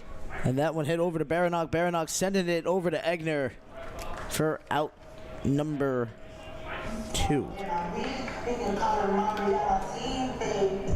Reese Malik coming up. 2 gone now here. Malik, no one on. Walked both times up today. So no matter what happens here, the job has been done. Game is tied up. Yeah. Come on, you gotta be hungry. Gotta get more. For sure. Can't satisfy on that. As that one's in there for a strike. I'm just saying that if nothing else happens, it was a good inning for the Red Hawks. Yeah, and Xander Neighbors doing what he does best there from the right side of the plate. High towering home run. And you saw it was Kuba just giving it a chase. I don't know if he had a good jump on it off the bat. Oh, that one's inside there. Malik having to back off the plate. And even if Kuba did have a good run on it, I mean, the power was there. I don't think he was able to get to that one. Absolutely not. Yeah, there's no way you can scale the wall on that one. Yeah, cleared by probably 10 feet. For sure. As Malik sends that one, and that one just getting right in front of Matt Lalomia. Now 3 times safely reaching base for Reese Malik, who's at the bottom of this lineup. I always said this. I said this on Sunday. Having a guy like Malik at the 9-hole is so important. Like, usually, back in the day, your 9-hole hitter was your worst hitter. And you never really, you never put much thought into who was it. Usually your best glove in the field would be your 9-hole hitter, and you just usually expect them to be an easy out. But, I mean, with the depth of this lineup, you have Reese Malik hitting at the 9-hole, and it's so important for this lineup that he can turn over to the top of the order with a guy on base. Yep, well, Dominic Ciani has seen his last pitch of the day, recording 2 strikeouts, giving up only 3 runs, doing a solid job himself, as Ramapo opted to make that call to the bullpen. We'll see who they decide to go with.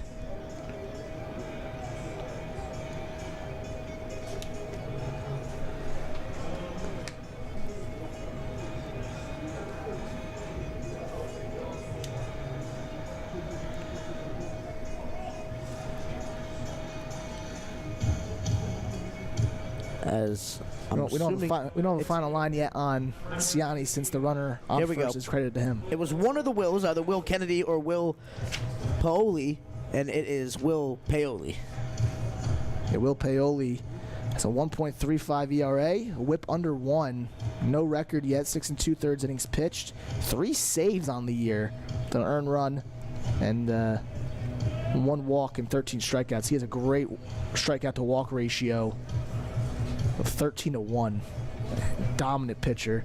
3 saves on the year. He's usually the closer for this Ramapo team, but he's coming in here in the bottom of the 6th inning to try to get 1 out. Well, head coach Ryan Rinsky definitely sensing some danger, as Coach Lorber's squad is definitely doing some damage. Although things are all tied up at 3-3. Yeah, but that's the time when you bring in your best pitcher. And I wouldn't even call this a high leverage situation because there isn't runners at the in scoring position. It's just a time where you got to get one out, and the Red Hawks are starting to really catch up to Siani. You got to bring in your new guy.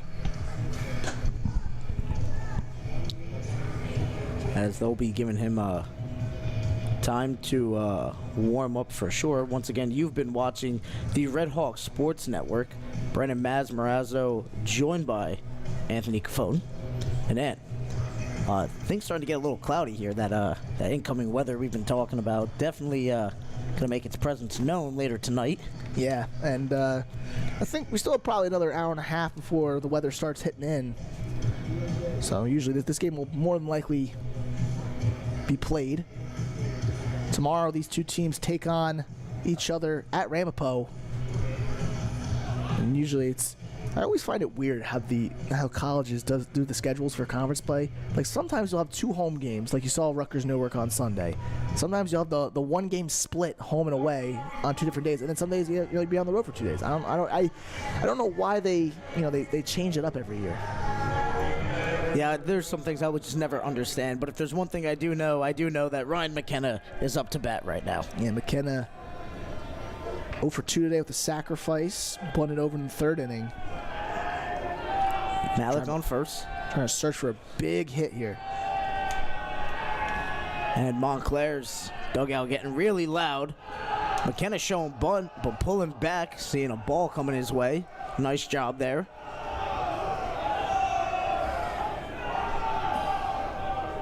Count now 1-0.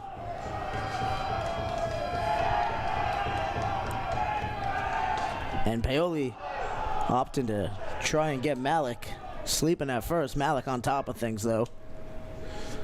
Staying safe.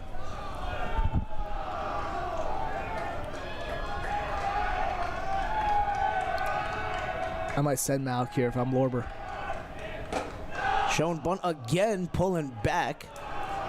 Paoli not able to find the strike zone yet. Only on 2 pitches, though. Interesting situation to bunt here from McKenna. Might just be a distraction tactic. Try to get Paoli, who just entered in the game, a little off guard with the runner on first. And pulling back again. Well, the tactic is definitely working right now, and the Red Hawks are chirping. Yeah, you see they're playing the mind games right now. Showing bunt, runner on first. The closer pitching in the 6th inning, not a spot he's usually accustomed to pitching in. And Paoli look a little rattled. And Paoli, sheesh. Zooming that one over to first. McKenna staying safe again. Malik staying safe again. My apologies. McKenna up to bat.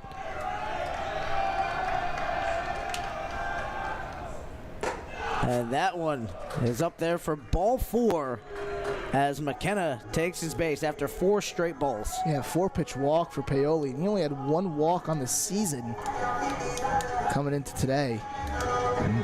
And only 6 2/3 innings pitch, only 1 walk. And a walk like that is very rare from him. So now Montclair State has a runner in scoring position, leading run on second.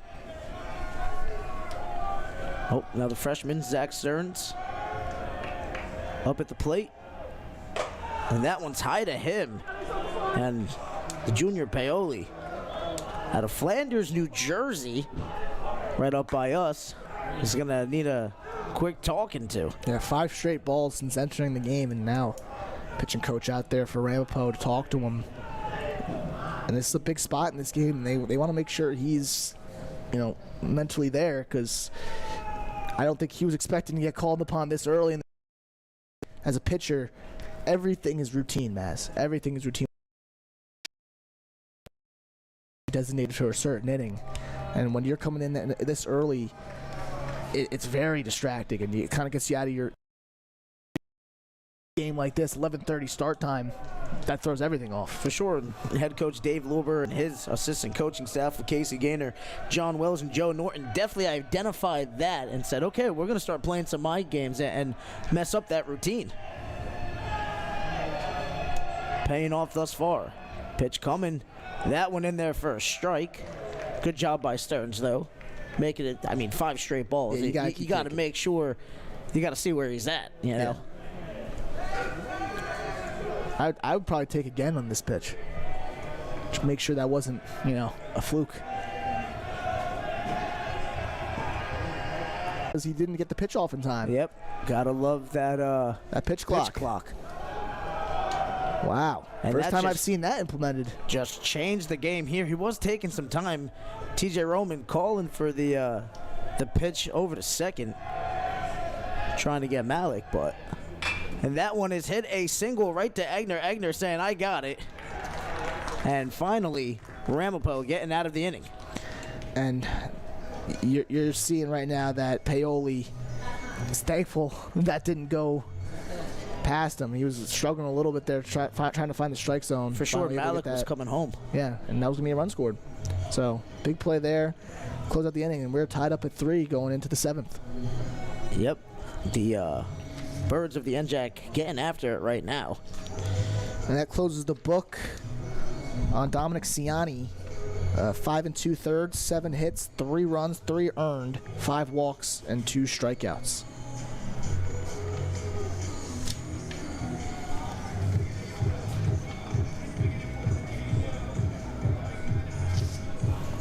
So we'll see what happens here with the and Ponteri back out to pitch for Montclair State in the 7th. Well, you know what? When you're throwing 5 strikeouts, you've only given up 3 runs. I mean, why not? And they still have, it looks like Timberlake's still warming over in the pen, so I'd imagine Ponteri on a short leash in this inning. Maybe 1 base runner, and that's it. As and, it is 69 degrees here at Montclair State University, but feeling a lot more chillier than that. Yeah. I mean, yeah, a little bit of wind. It was humid today, really humid, a little sticky. And, I don't like humidity. I don't really like it. It doesn't really feel that humid out for me, though, Ant. Well, maybe it's good. We're in the press box, too, so maybe it's a little bit of breeze coming in here from both sides. Yeah, I don't know, and I think that that humidity, though, definitely isn't muggy out for sure. Yep. Still, like I said, it's a great afternoon for baseball, as long as you beat the rain that's coming later on.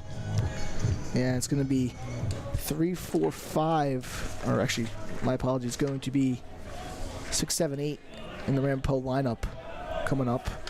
Caravilla, Egner, and Alonso. Yep. Caravillano up right now. 0 for 1 had a sacrifice bunt in the 2nd and then struck out in the 4th. As that one's hit foul. It's part of that struck out the side that Ponteri had in the 4th inning.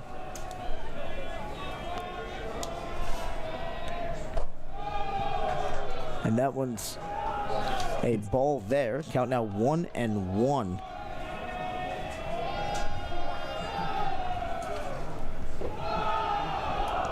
Now the next one in the dirt.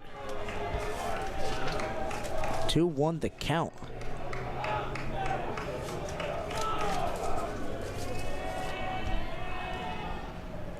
Carvillano popping that one up. Miles Feaster backing off for Jason Moore. Nice job there from the Red Hawks as you saw McKenna coming down. Wasn't sure who was going to make the play on it. And shallow center, you see McKenna was all the way back. And nice job by Moore going long run for him. It was 50 feet to get that ball. Able to make the catch. And here comes Will Egner. Egner has an RBI ground out. And then walked and scored a run in the 5th. So it's been a very productive day for the Ramapo first baseman.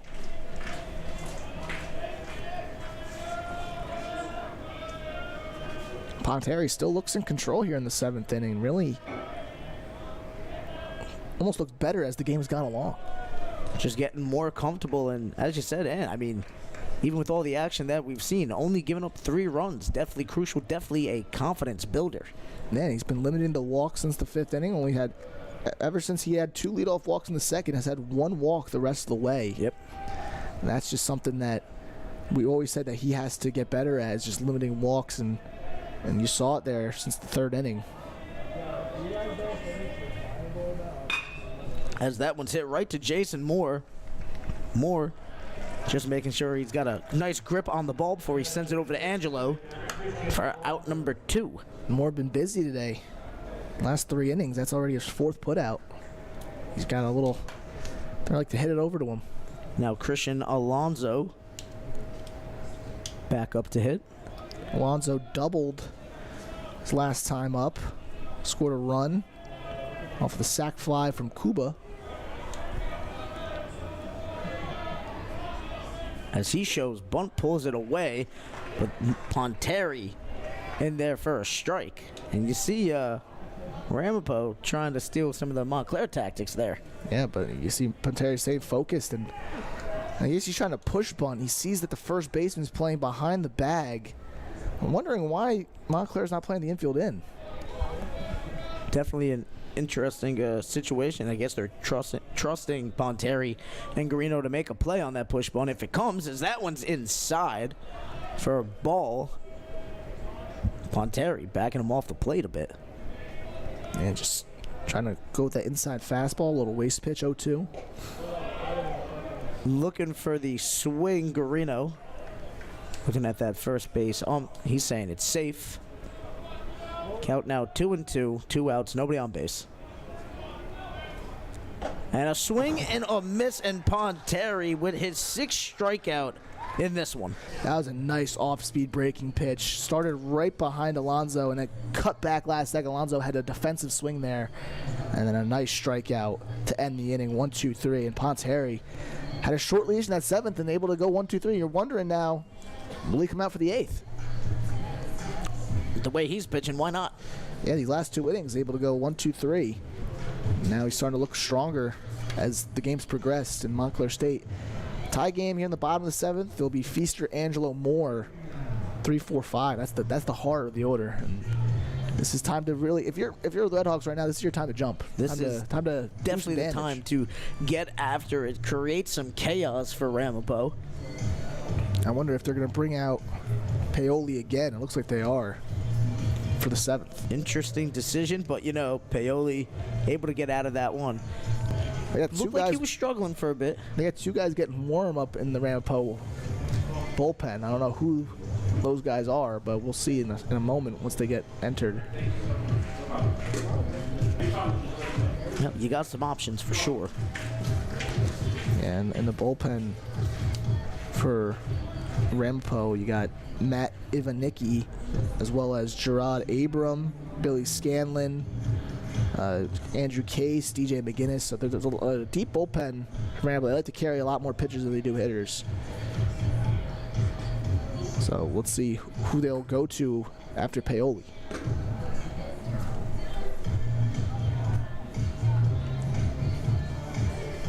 Definitely an interesting situation, and you know, you gotta, I guess you just gotta, who do you really trust in these moments, you know?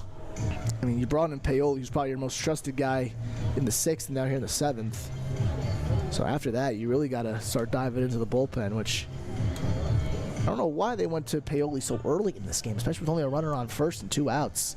I think you can go to a mid-leverage guy for that sort of spot. I guess I get it is a tie game, so. I don't know. Siani still had a pretty good outing.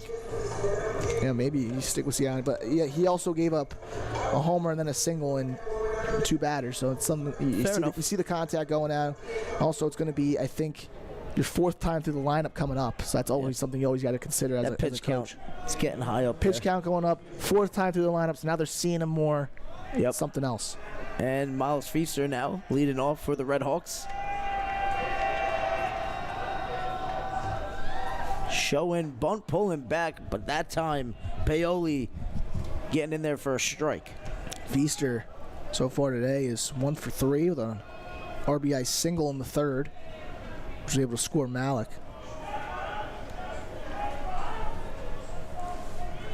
Paoli now taking his time, throwing it down. That one is hit right towards the gap, but not enough on it as Guadagno getting over for the out. That was nice feet there for Guadagno, able to shuffle over left side, good hands, and able to have a strong throw. That's just good defensive shortstop work. Those plays up the middle are tough for a shortstop because you really got to range over a little bit, and he wasn't really lined up towards the middle like he is now. He's lined up more towards the third base bag. Speaking of tough for a shortstop, Sam Angelo steps up as he's tough on any outfielder. He's reached base safely all 3 times, 2 walks and a single. Got caught last time up trying to go home on that nice throw from Lalamia in left field.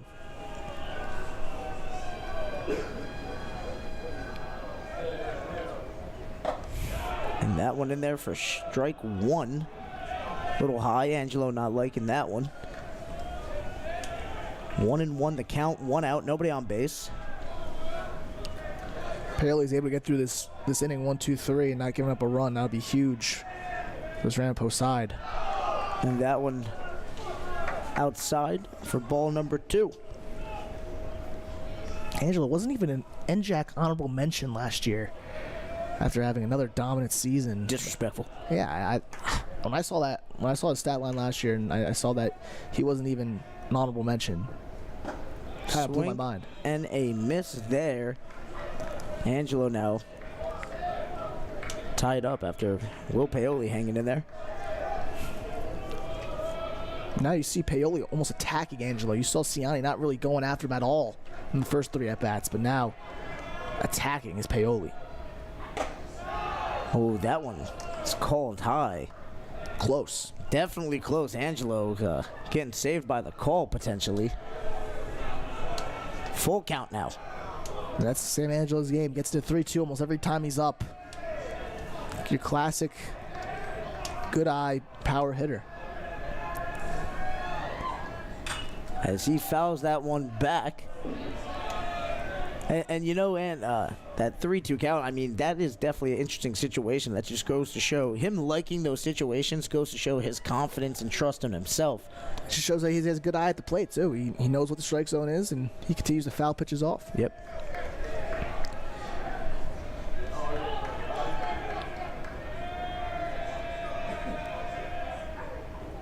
As that one's high, Angelo taking his base. I think that's the 3rd time he's been walked in this one. Yeah, 3rd time. First walk of or 2nd walk of the outing for Paoli. As Jason Moore comes up. Westchester's very own. Pennsylvania, that is. Moore singled his last time up. Strike out and flew out today. 1 for 3. As Moore cracks that one right into the opening, as that ball rolls to Cuba, and Angelo takes 2nd. A nice multi-hit game for Jason Moore, who's 1 for his last 9 coming into today, and now finally, you're seeing now he got some contact, 2 hits. Now, likely to get him back on track. So he's been having a dominant season before that. And I am interested to see if Lorber will opt to have Kaliski bunt here. So, if there was no outs, I would say yes. 1 out, I don't know. Definitely an interesting situation. Kaliski, receiving that one high. Clearly no bunts coming. Yeah, you see the second baseman playing a little bit in. Infielders at double play depth. Right around the second base bag.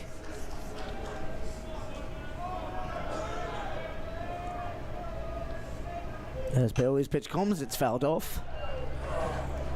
Kaliski so far today has walked, grounded into a fielder's choice, and grounded out to the pitcher. 0 for 2.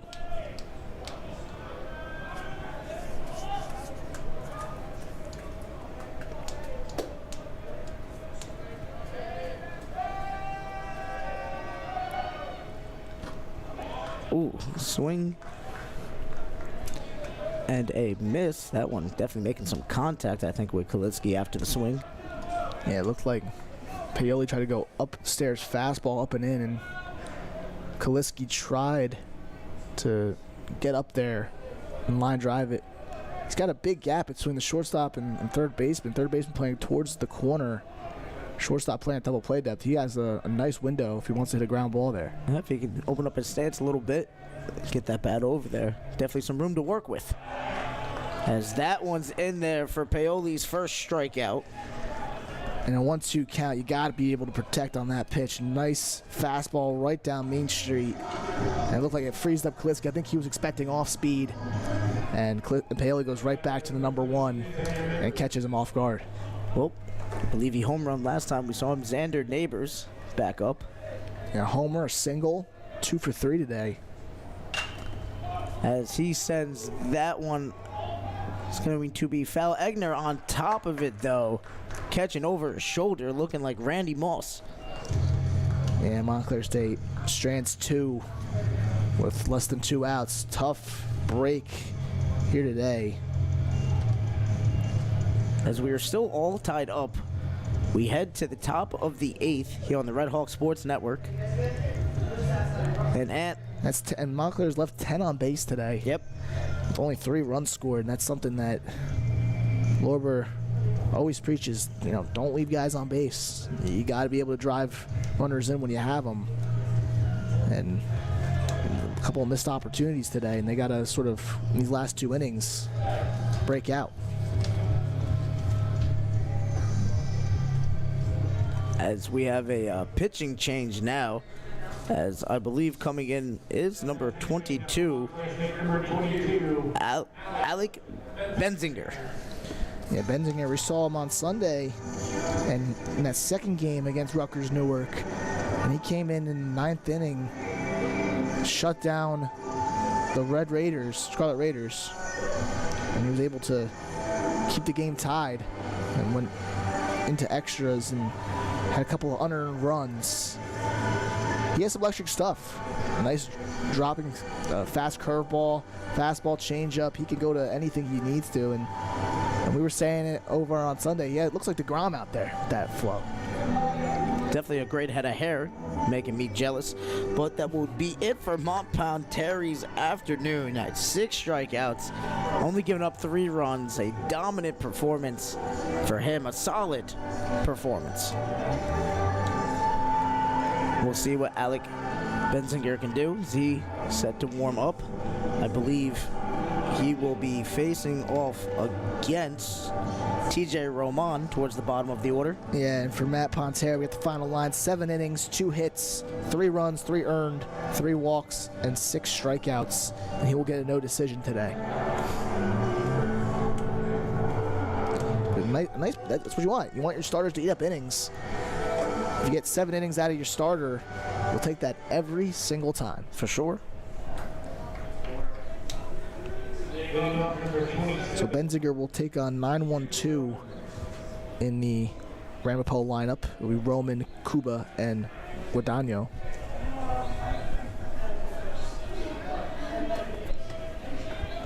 Oh, we'll see what Benzinger has this outing. And Roman was 1 for 1 with a single, a stolen base, and an RBI ground out his last time up. 9-hole hitter doing what he needs to do. Benzinger's second pitch, that one is hit towards the gap. Reese Malik over there getting the out. And quickly an out to Roman, grounds over to Malik, playing right on the lip of the infield grass. I guess right now the grass is looking a little long, so he's got to play that shorter, so it gives him more time to make a throw. As Jason Kuba steps up, and Malik playing pretty shallow right now as that one is hit to center field. Ryan McKenna trying to judge it. Thought he might have to run forward, opts to track back, and he gets it. And quickly, 3 pitches, 2 outs for Alec Benzinger. Getting some quick contact off of these early on in the count. And he's, throwing strikes, and that's what he needs to do, and quickly retiring Ramapo batters. So it'll be Guadagno now, 0 for 3. Lined out, grounded out twice. This is his first time seeing Benzinger. Quickly behind 0-1. 2 outs. Guadagno fouling that one out. 0-2 the count. And you see Benzinger, I don't think he's thrown a ball yet. He's just continuing to hit the strike zone. Fastball, changeup, no matter what. And that's what he brings to the table. And I just jinxed him. And you definitely just jinxed him, as that one was definitely a ball in the dirt. It was a fastball. It looked like a little bit of a late release there and just sort of spiked it. And you know what? In an 0-2 count, you could afford that.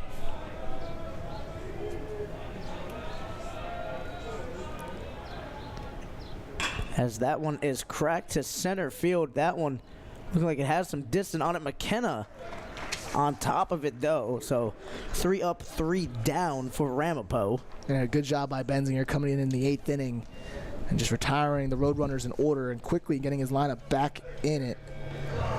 So it'll be 8-9-1 the bottom of the 8th inning. Redhawks looking to continue to deal blow. Definitely dealing blows. Speaking of dealing blows, I'm thoroughly convinced that Pat Duffy is a wrestling fan, as we've had 3 theme songs on this Listen, I'm not a radio wrestling right now. guy. You know me as my wrestling guy, but you know what? I respect the music. I'm telling you right now, dude. I mean, I am hyped right now, and why wouldn't I be? I mean, 3-3. We're heading to the bottom of the 8th. Redhawks with a chance to take the lead here. Big moment in this one. Will Paoli still on the mound for Ramapo. Now make it 2 out of their first 3 NJAC games this season. The Redhawks have been playing tight with these teams. Rutgers Newark on Sunday, the second game of that doubleheader, went to extra innings, and Montclair State scored a run in each of the last 5 innings. And they were down 6-1 at one point. They were able to come all the way back and tie at 7-7 at the end of 9 innings of play. So this team battles. They're a battle-hardened team. And they always are looking for ways to scratch across one run, but that's what I'm saying, man. They just can't get that big run. They're still searching for it these last few games. And you got to expect a big run sooner or later, because this offense is too good to not, put up numbers like that. You got that right, Ed. That was a fantastic analysis, and I agree wholeheartedly with you. But maybe that chance is coming very soon. Yeah, I mean, when you got Garino, Malik, and McKenna coming up, fiasco show goes on for Anthony Garino. Always interesting to see what the batter's walk-up music's going to be. Yep. That's a classic, though.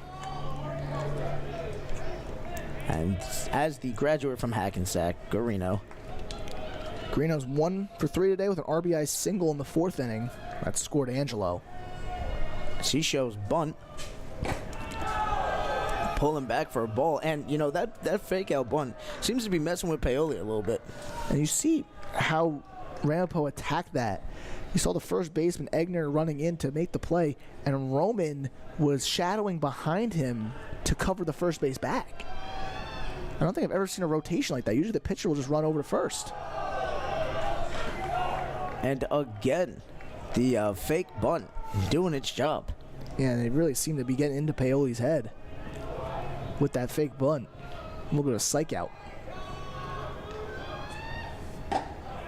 That was in their first strike. But then after a while as a pitcher, you see that fake bunt, you know they're not bunting. Yep. So now after a while, you just go, all right, let me just throw one right down the middle and let them bunt it. It's not really much of a psych out after a while, but it's a good tactic for the first few batters.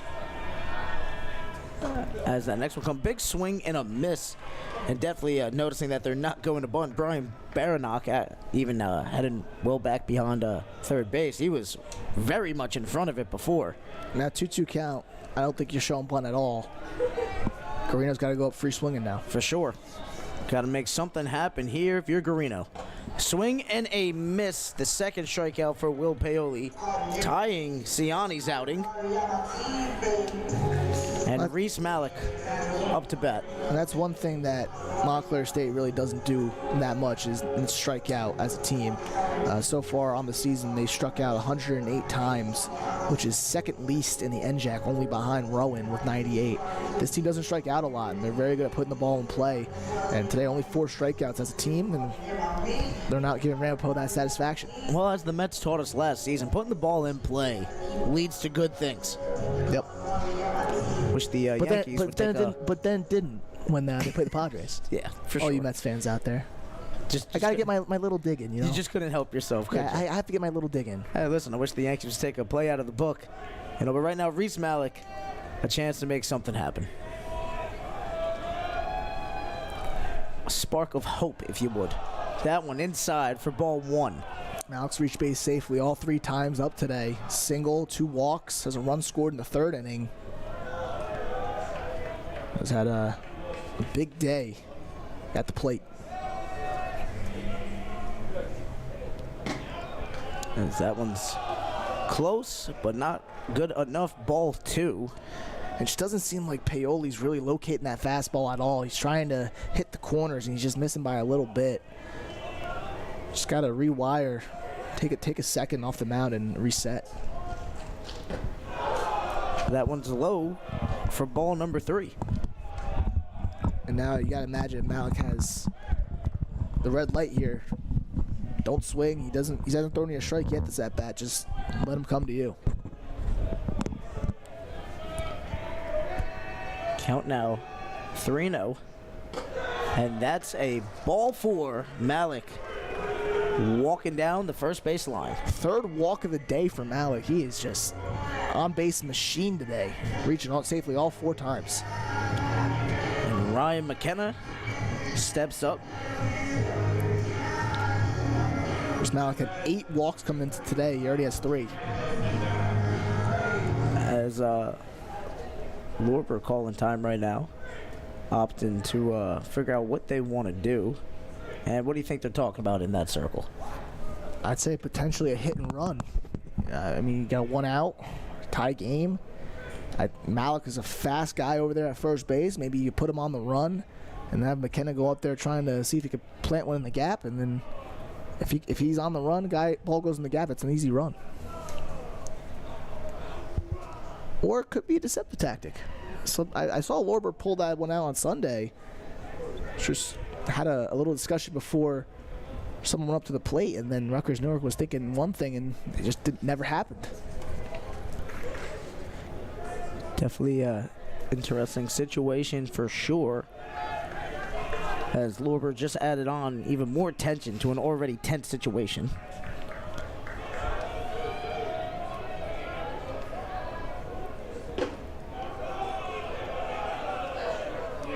Nice fastball, lower part of the zone, able to clip it. You're giving Paoli a couple of seconds just to reset as well with that meeting. Paoli looking for the payoff pitch here. Ooh. And he gets it. Now he's seeing that fastball a lot better. He's able to locate it now and put a little velocity on it. And now McKenna quickly in the hole 0-2.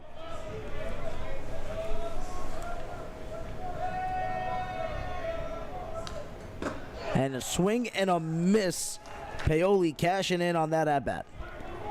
That's 3 fastballs. He just went right to the well, 1, 2, 3, and McKenna just could not touch it. And that's what Paoli brings when he's on. When he has that fastball working, he is unhittable. As Zach Stearns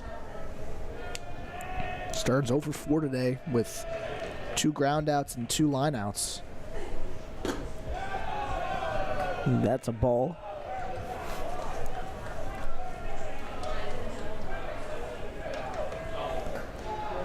Still wondering why Malik has not moved from first. Yeah, these are definitely questionable decisions for sure, as that one is fouled off. And he's got speed. Maybe Montclair looking to be a little conservative right now. I mean, he's 8 for 8 when he goes this year. If you just let him run, especially in a 1-run game in the 8th inning, you got to try to scratch across the run any way you can. As their 2 arms are getting loose in the Ramapo bullpen. Paoli's pitch comes. That one is hit right to Roman. Roman swinging it over to first. There's the 3rd out as we head to the top of the 9th. All tied up 3-3 here on the Red Hawk Sports Network. Brandon Masmarazzo, Anthony Cafone. And this one has extra innings written all over it, Ant.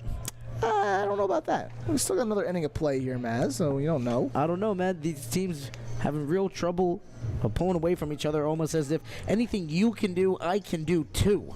Yeah, the one thing that Ramapo's got to start doing, they only have 2 hits in this game. Yep. There was a single from TJ Roman in the 3rd, and then there was a double by Alonso in the 5th, and they have yet to get a hit in the last 3 innings. They're walking, which is good. They're getting on base, but the hitting has not been there. They have not been able to drive in runs when they needed to, and they're going to try to get that to change here in the top of the 9th.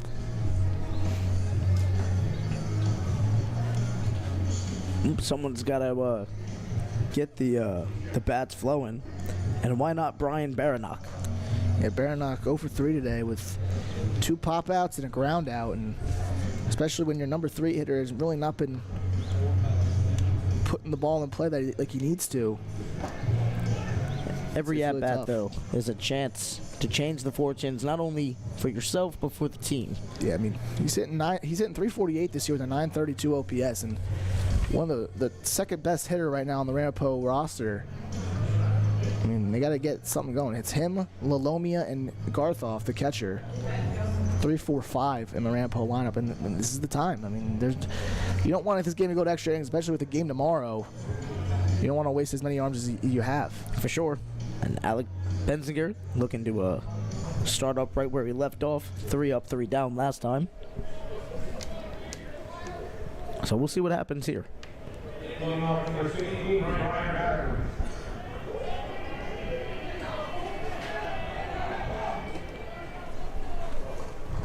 As Benzinger's first pitch of the inning.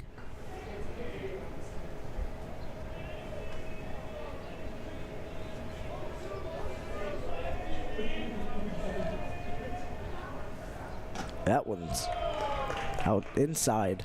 Tries to go with the curveball there, first pitch. That started way high and almost dropped in on the top part of the zone. That's how filthy break Benzinger has. That was in there for a strike because he just opts to go fastball. Yeah, I was just thinking about that break too. I mean, yeesh.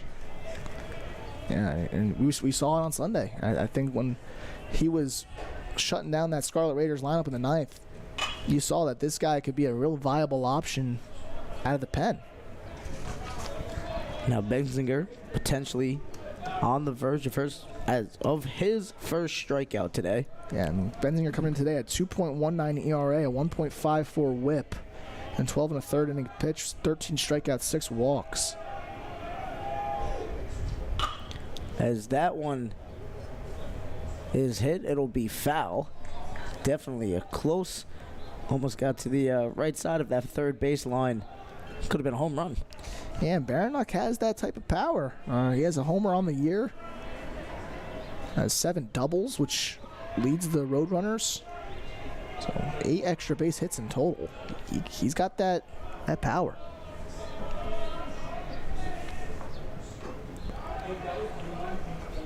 As that should be a ball. And now, interesting situation.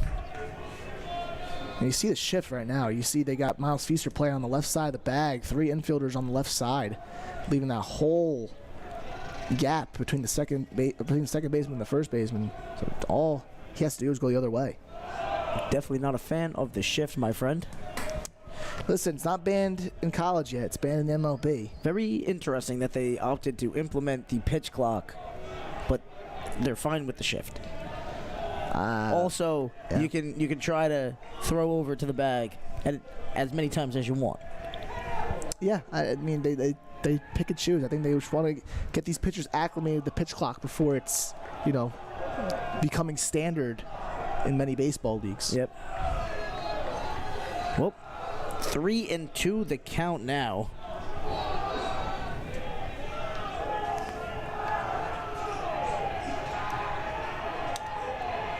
Benzinger's pitch comes. That one is hit right in the gap. That one rolling out into the outfield. Just sneaking that one right through the shift. And leadoff runner now on for Ramapo.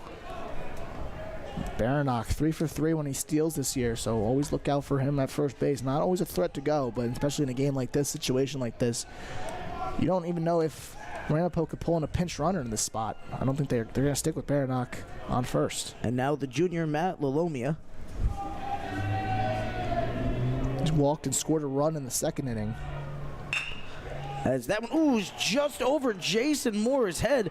And Baranak running to third, slides on in there, and that'll be a double from Lalomia. Ramapo getting energized. And that's probably going to be a single with a throw over to third. I don't know. McKenna decided just to throw to third, try to see if they can get the lead runner, Baranak. And that allowed Lalomia to go to second. So now, if you just elected to throw that cutoff throw to second, you would have had a runner on first and third with no outs. Now you got a runner on second and third. Yep. With no outs. 2 straight hits for Ramapo. They had 2 hits all game coming into this inning. And now 2 hits to lead off. And I just realized why Baranak has not been thrown out this year while stealing. The Jets on him. Infield in now with no outs. So if the ball goes to a fielder, they can just check on the runner at third and make sure he doesn't score. Now Garth Hafner up to bat. He's looking at no balls and 1 strike. Of course, fellow teammates on second and third. If Benzinger can get out of this situation, Clutch. that's as clutch as they comes. yeah, clutch as they come. But all Ramapo needs is a sac fly here, and they take control of the score. Or just a base hit. So that one is low for ball 1. Count now 1-2. Benzinger on the verge of his first strikeout. It looked like a slider there on 0-2. Try to go away, force Garthoff to expand the zone. Garthoff staying in there. And Gar Hafner swing and a miss. And that's the first strikeout for Benzinger. Huge strikeout for Benzinger. That's so needed, and you could see Garth Hafner not happy as they're going to intentionally walk out Orvilla to load the bases, set up the double play. Scarvillano takes his base, and now Will Egner up top, bases loaded. Definitely an interesting situation. What do you think about that? It sets up the double play. You had a free base, so you might as well do it. But also, it's a risk as a member of the home team because it's not like they're going to call a strike on that swing. Yeah, Guarino making sure that they got the strike on that swing. It's a risk for the home team on that intentional walk, though, because the game doesn't end with that run scoring. That run could still score at first, so a gapper could score 3. Yeah, I didn't really love the call, to be honest with you. I mean, I don't mind. I mean, you have trust in your pitcher to get a double play here. For sure. So 1 ball, 1 strike, 1 out, bases loaded, top of the 9th. Completely loaded.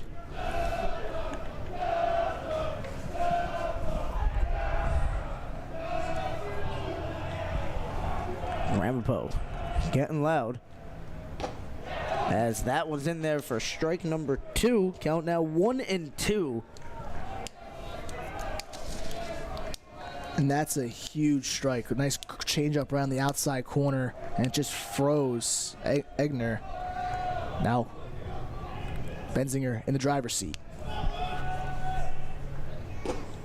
Oh, that was definitely a close 2-2. Wow. The count. Oh man, those That are was times borderline. you wish you had replay. That's borderline. Maybe just a little low, but nonetheless a ball.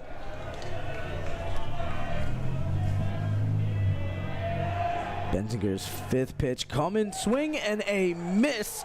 His 2nd strikeout and a clutch moment for sure. If he can just get out of this inning, Montclair has some life breathing right into them. And 2 big strikeouts from Benzinger. Now 2 outs, bases loaded, and it's all up to Alonso. Yep, Christian Alonso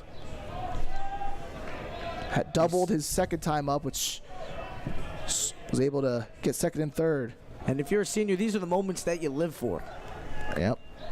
As you never know, could be your last season. What a memory it would be. Especially if he takes a yard, you know. Remember that time I hit a grand slam at Montclair? Yeah. And if you're Benzinger, too, I mean, Imagine the time bases were loaded and I went with 2 back-to-back strikeouts. Yep. These are the moments where heroes are made. And Benzinger, these last few at-bats, that breaking pitch. Look Like like the outer Hercules. half. I mean, yeah, no one's touching that pitch. That's unhittable. But it looks like it's right down the middle.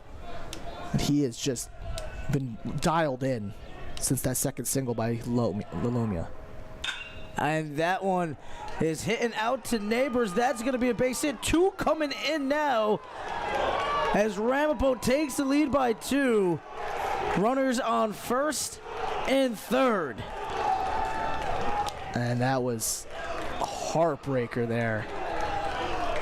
A nice swing by Alonso, able to pull it to the left side. Neighbors looked like he had a beat on it, but it just, he didn't want to make that dive because he dives at that. That could be 3, possibly 4 runs. Yep. So he had to make the safe play and let that ball drop in. 2 runs score. Now Ramapo, 5-3 lead. And now up to bat, TJ Roman.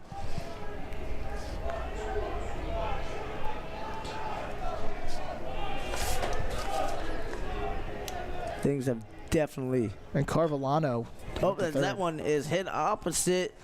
And that one falls in there right in front of Zach Stearns as another run scores for Ramapo. An RBI from Roman. And another run scored. They had 2 hits coming into the 9th inning, and now Ramapo, 4-hit 9th. And Alonso able to go from first to third on that single. As Jason Kuba steps up, runners on opposite bags, first and third. And Ramapo busting this one open. Big inning. I mean, they needed that. They were swinging the bats poorly all day. And they finally come in this 9th inning, and they were able to see Benzinger early in the inning. Benzinger got 2 hard strikeouts as looks like Roman goes to second on catcher's indifference. Yep.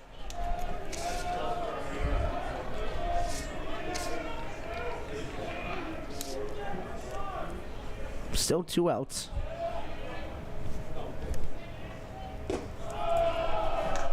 That one caught a ball. Just low and away. Benzinger can get this last out. Keep it at a 3-run game. It is possible. For sure. You just got to hope those next 2 runs don't score.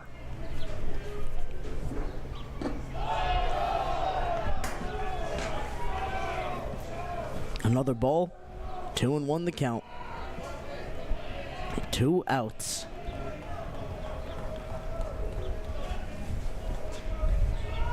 Montclair in need of a big out here.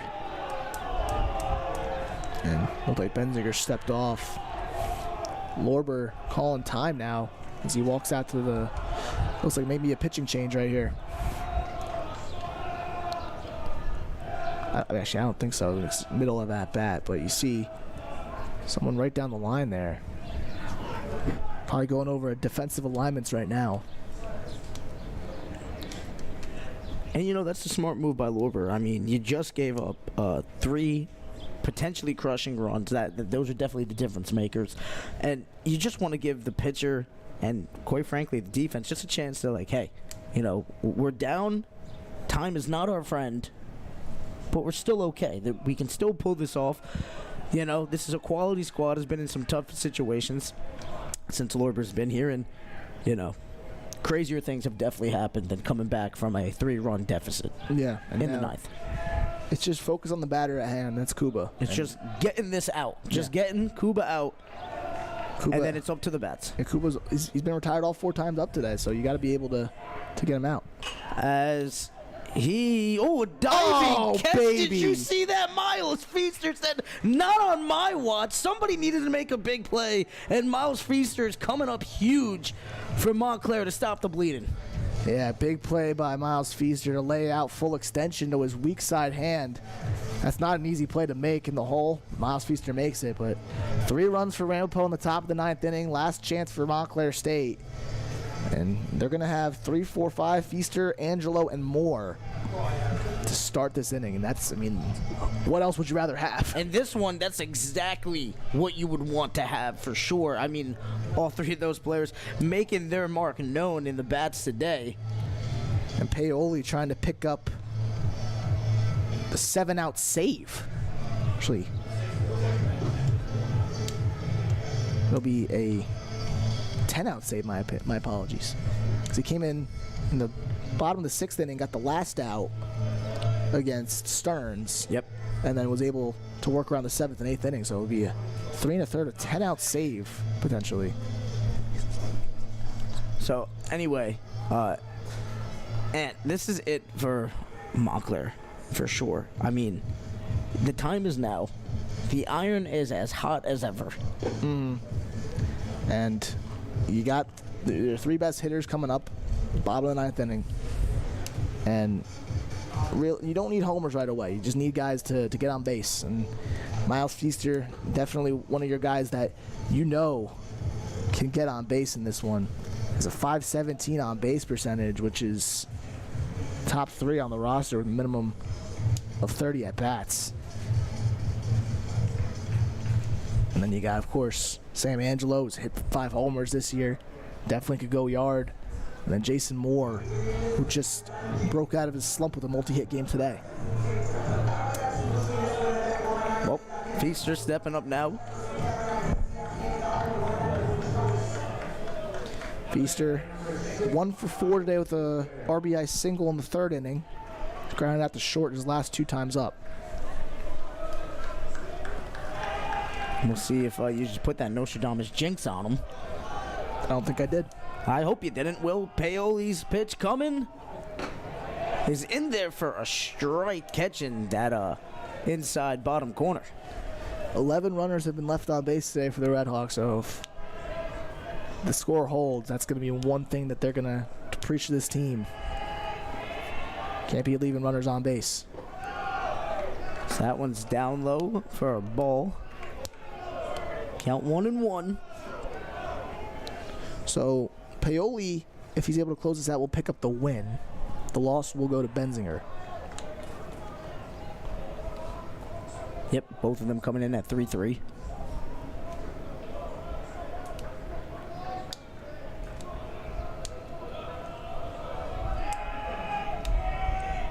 Paoli's pitch coming, that one chopped down right into Baranock. Baranock sent it over to first, and he beats him out for the out.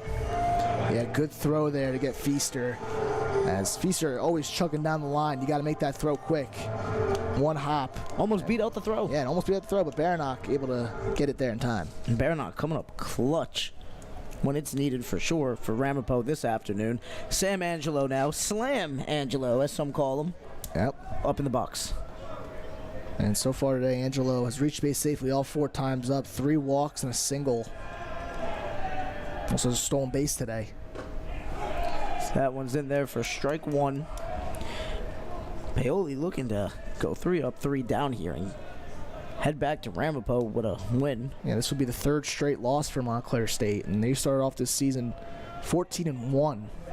Or 14-2, my apologies, 14-2. Well, baseball is a season of ups and downs, you know? Yep, and right now they just got to break out of the funk that they're in. They got Ramapo again tomorrow at Mawa. And then this Saturday, doubleheader against Rowan down in Glassboro. Paoli's pitch comes, that one fouled.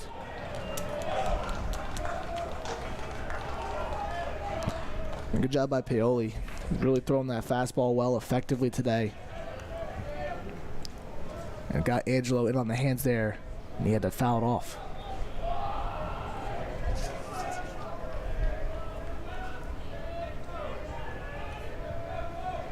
Count now 1-2. Angelo's not going to go down that easily, man. Nope. He's a guy who's, we already said it, he makes a habit of getting to 3-2 counts. So he'll foul off pitches till the cows come home. Yeah, he fouled that one off. Looked like he was golfing there. Yeah. Protects the plate, and that's what you got to do in these situations with 2 strikes. That for sure. Just got to stay alive, get on base. Definitely keep those 2 outs alive for the people behind you. So that one's up there for a ball. 2-2 the count. Trying to see if you can get Angelo to swing on that inside fastball again. But good job by Angelo to stay patient. Doesn't like it, doesn't swing. Fantastic guy. And that one's swinging, that one's going. Deuces, another home run for Montclair State. Slam Angelo, giving some life to the Red Hawks. That was a bomb off the lighthouse in right center. That might have been over 400 feet, and Angelo gave it a ride. His 6th of the season, and Jack leading. And what a way, man. He is just such a good. When that ball is inside his hands, he's able to get his bat around, good weight transfer, and he just gave it a ride. Yeah, Cuba and Carvellano looking at it, just letting it. Didn't even move. They took 2 steps each and went, yeah, no, that one's definitely gone. Jason Moore now up in the box. Montclair with some life. 2 outs to work with. After an absolute bomb coming from Angelo. If Moore's able to get on here, then tying run comes to the plate with Kaliski. That's what I say with this team. This team never says die. They were down 6-1 against Rutgers Newark in the second game of the doubleheader on Sunday. Came all the way back, made it a 7-7 game, went to extras. Now down 6-3 here in the 9th, and they got a home run and a couple of batters here. Hope the score is now 6-4, still in favor of Ramapo. The count 2-1 with 1 out, nobody on base. And Jason Moore getting after it with Will Paoli. Paoli been out there for a while, much longer than he usually is out there. As Ramapo still has 2 pitchers warming up in the bullpen. Tying run gets to the plate, you got to imagine they're going to go there. And now all tied up in the count, 2-2. And you got to figure, Ryan Rinsky definitely sensed this win was definitely urgent. Wanted to get his most trusted guy in there. And we'll see how it pays off right now. 2-run lead. As Moore cranks that one, but falls right into the glove of Carvellano. Now Montclair State down on their final out. Good job by Moore there to go inside out, but just a little bit off the end of the bat. That's all to Matt Kaliski here with 2 outs. Up to Matt Kaliski to keep things alive, keep the game going for Montclair. Paoli might have something to say about that, but Kaliski's been pretty good in this one. Yeah, he's been 0 for 3 with a walk. And he has a chance to keep the game going here for Montclair State. If he can just get on base, That's all it takes. And then you got Xander Neighbors, who homered earlier in this game, right after him. For sure.